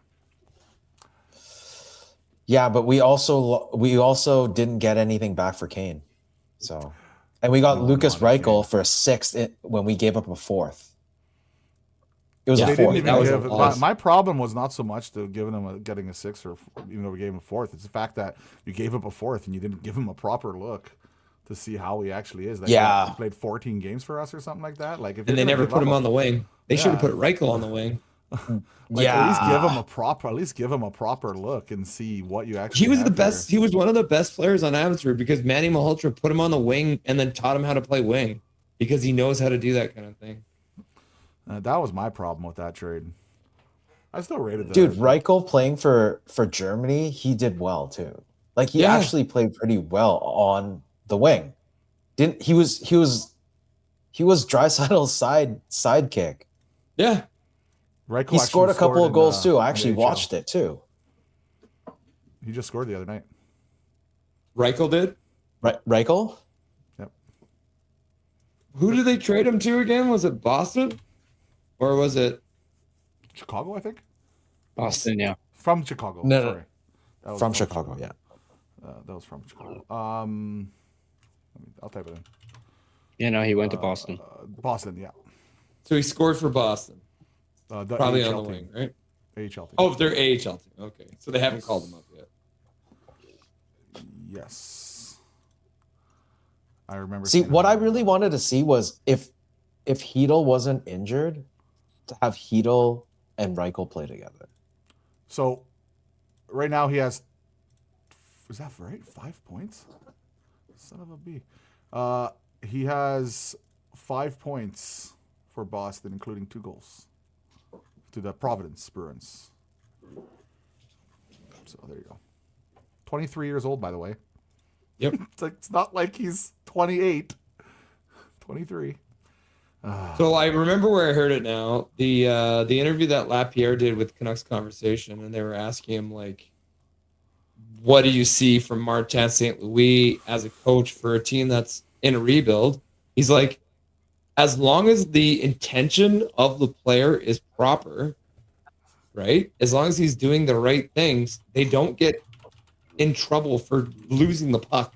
They don't get benched, right? Whereas with Foot, it seems like Leckermanky was the perfect example, right? Leckermanky apparently had some gaffe that made Foot bench him in the third period, even though he scored in that game. And I that's why remember that Foot is game. not the right guy to develop this team. Like I don't understand why he like after scoring he'd be benched for the rest of the period. It was because of one defensive mishap, and then he was benched for pretty much the rest of the game. He played like 2 more shifts after that. All right, guys, I'm gonna head to sleep now. That's a pretty good run. We're going down the rabbit hole. I'll take care of you guys. I hope you guys have an awesome day. Thanks for having me. It was a lot of fun. Cheers, guys. Thanks for Peace out, jumping dude. on, Jake. Yeah, good Yeah, thanks Have a for good coming on, night. Doodle. Appreciate it, buddy. Yeah, thanks for having me, guys. Cheers.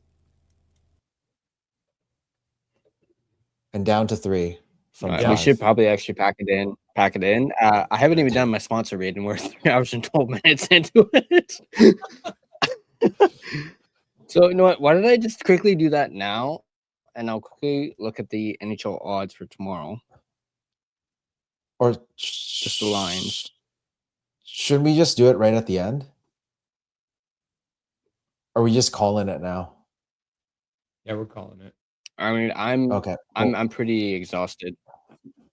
Sorry, it's 3 almost hours, 2 a.m. that's I didn't crazy. realize that. That's crazy. Damn. I'll go Leafs Wild. Leafs are at a plus 1.5 and a minus 125 on the puck line. Wild are a minus 1.5 and a plus 105 on the puck line.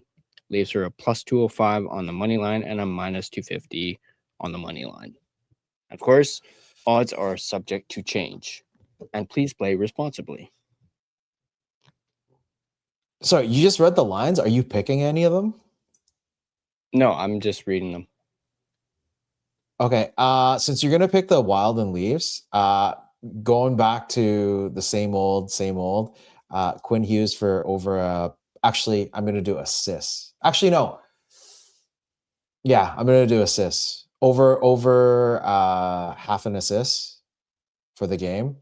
I have a feeling that Quinn Hughes is gonna score the next game, which is what I'm gonna bet, but I'm not gonna throw this out on there. But it's gonna be over half an assist for sure. I think All right. $10 gets you Well- 16. All right. Well, big shout out and thank you to DraftKings Sportsbook, which is of course an official sports betting partner of the NHL. Oh. Sorry, something just popped up on my screen. He's falling down a well. He's You know freezing that again. Bill Hey that Russ, can let get me popped up sponsor read. Of course, right when you start your sponsor read. you're just lagging. You're Go just like cutting away. in and out. So while Tyler fixes that, hey Megabyte Russ, me. how long did it take you? Did it take you to get Trevor Linden? Like how long was it from start to tonight? Like the timeline. Let me see. Did you have to schedule him like weeks out and be like, Yeah. Oh yeah. okay? And he knew he was going to be on after hours. He did not know when we originally booked. He did not know he was going to be on after hours. So we started the process in February, the beginning of February. Wow, it took a month and a half. Wow. So a good 6 weeks. Well, I essentially just kind of gave him an idea of like what would work for me, and then he got back to me a little bit after that with what out of that, because my Wednesdays are my day off. That's I always call it my studio day. So I said like Wednesdays are pretty much like wide open, but the problem is that Wednesday had a Canucks game like every day for like a few weeks in a row, and so then it wasn't as wide open as we needed it to be. So then we finally whittled it down and got to.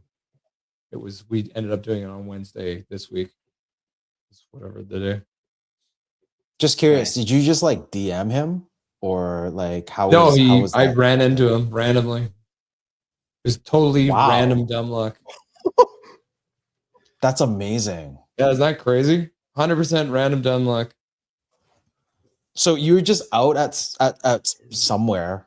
I can't go into exact Linden. details about how I ran into him, but I can tell you that it was just a random happenstance where we ran into each other, and I ended up being able to interact with him for a little bit, and then he was actually out with his parents, so it was kind of cool to meet his parents too. So well, as long as it's not, it wasn't just like bumping into him at Brandy's. So no. I met him at Brandy's, so I won't give exact details, but we'll say I ran into him randomly, and then after we interacted for a little bit, I kind of let him know, like, hey, like, just so you know, I'm a big fan and I run a YouTube channel that's Canucks. And then I said, like, if there's any chance like you would be interested in joining me for a little bit, that would be like huge for my channel and like would be absolutely amazing. But I totally understand if you're not interested, because obviously like I'm a nobody compared to what you do. And at first he was like, I don't really like talking about the Canucks. And I was like, me neither. So let's talk about the good old days. And he's like, okay. And then he gave me his email address, and then that's how it all started. That's amazing. Nice. That's crazy. That is amazing. That's an amazing story. I did want to make a comment on Brandy's though. Sam told me about Brandy's closing. She's like, hey, Brandy's is closing. Let's go see boobies. Yo, I'm down if you guys are down. I've never actually been, and hearing that it's closing. Dude, the finest gentlemen's club after 25 years. I mean, it's just like memory lane. It'd be like, yeah, this is where I met Trevor Linden. And who knows? Maybe we'll run into Trevor. Somehow I don't think he's down there these days. I don't think so either. Yeah. All right. Well, let me do the sponsor read. Like I said, I was going to do 5 minutes ago. Sportsbook, DraftKings Sportsbook, an official sports betting partner of the NHL, not Brandy's. DraftKings Sportsbook, an official sports betting partner of the NHL, is built for the fastest game on ice. With player props and live betting, every shift, every shot, every save gives you options to get in on the game with DraftKings Sportsbook. New customers bet just $5, and if your bet wins, you get $300 in bonus bets instantly. Download the DraftKings Sportsbook app and use code THPN, that's code THPN, to turn $5 into $300 in bonus bets if your bet wins. In partnership with DraftKings, the crown is yours. Gambling problem? Call 1-800-GAMBLER. In New York, call 877-8-HOPE-NY or text HOPE-NY. In Connecticut, call 888-789-7777 or visit ccpg.org. On behalf of Boot Hill Casino in Kansas, wager tax pass through may apply in Illinois, 21 plus in most states, void in Ontario, restrictions apply. Bet must win to receive bonus bets, which will expire in 7 days. Minimum odds required. For additional terms and responsible gaming resources, see dkng.co/audio. This is a limited time offer. Copyright 2026 NHL, all rights reserved. This video has been a presentation of both DraftKings Sportsbook as well as the Hockey Podcast Network. Be sure to check out the network for your favorite podcast covering your favorite team at thehockeypodcastnetwork.com, the home of hockey podcasts, where it's every team, everywhere.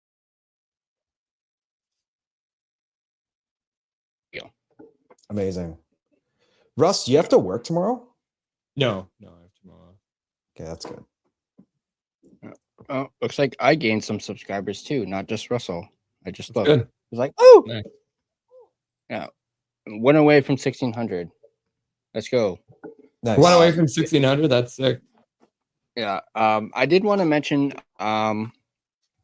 Monday, I'm actually going to be co-hosting a watch party on the network's YouTube channel, game between the Kings and the Rangers, with a Rangers podcaster.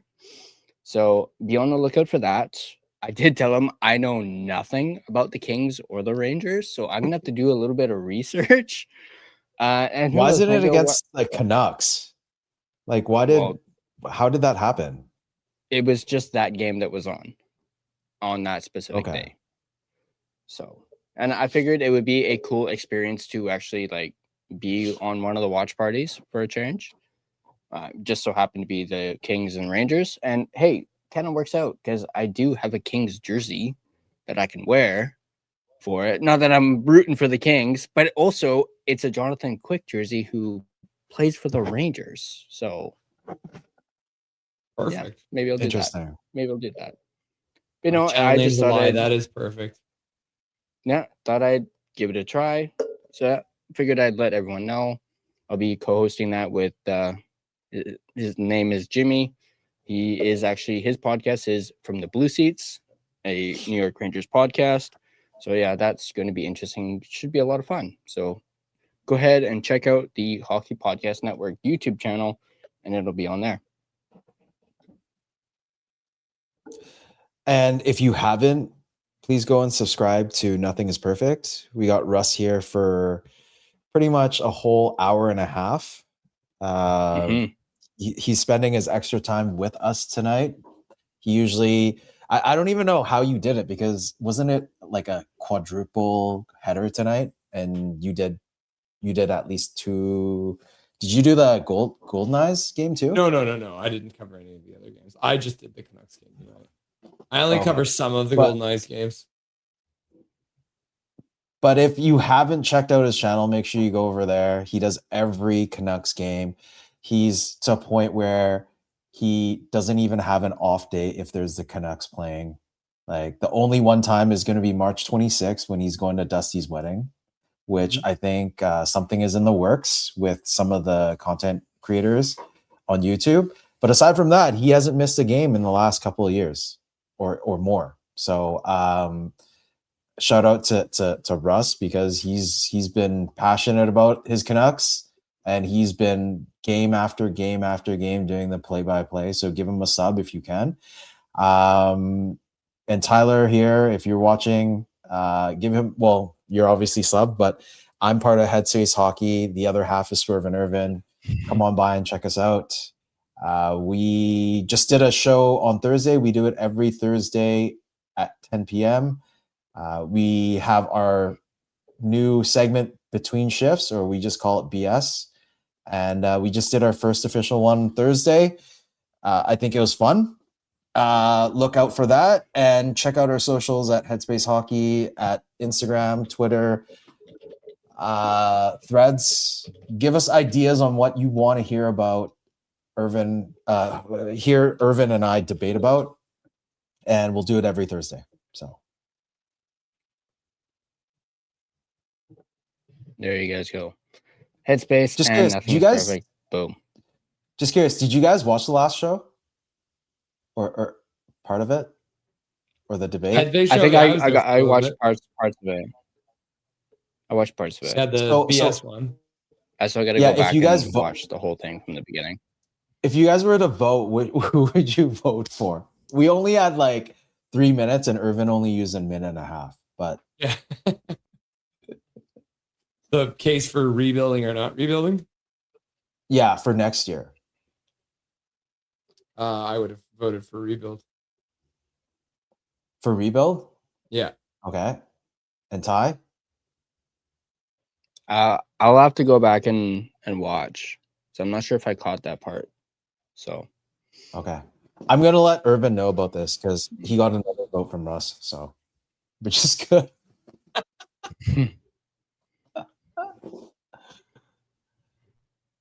Anyways, that's awesome. Thank you. Thank you for Check out coming. the over, highlights Russ. for the Your time.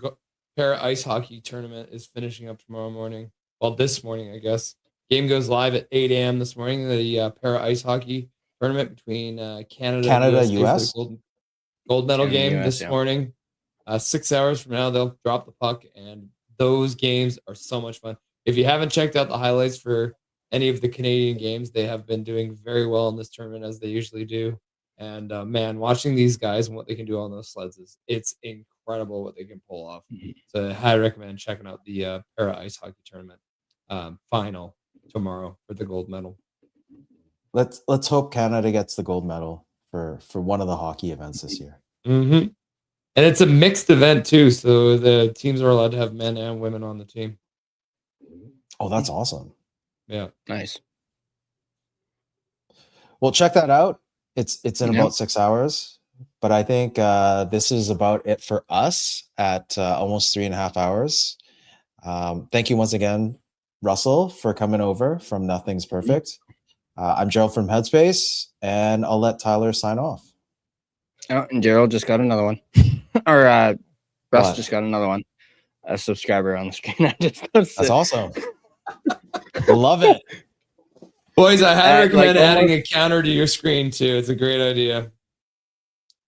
It Definitely encourages. will. Oh, people to I'm sub. debating. I'm debating adding a watch hour counter for me. Maybe just in the Yep. corner. Anything there or you can do to something. make people think about what they're watching, right? That's something Mhm. one of the early videos I watch is like get a sub count on your screen because people want to help you out if they can see your sub count going up. For sure. That's great advice. Yeah. Okay, Ty. All right. Send Yeah, us off. all right. Well, thank you. Thank you to everyone who is, well, still here. It says 67 between X and YouTube. Like, wow. And it's almost 2:00. Jay, good to see you, buddy. Connor, Fangirl. Trying to look back. Doodle, of course. Absolutely loved having Doodle on. That was great. Yrvin, Kempner, Adrian, Angelo. Thank you all for stopping by. This was definitely, again, not what I expected. I was going to try for the hour, 30 minutes again. Yeah, that was, I should just stop. Be like, no, we'll go till whenever. But thanks again, Russ. As always, thank you for stopping by. Love it. Gerald, as always, I'm not even sure if I would have gotten to an hour if you hadn't popped on. Because I'll admit, I was kind of struggling. That's why I was looking at standings. But yeah, thanks guys. Really appreciate it. And we'll catch you guys, Monday for the watch party, if you guys tune in. And Tuesday for the next. Russ is ready. Post game. Oh, yeah. Oh,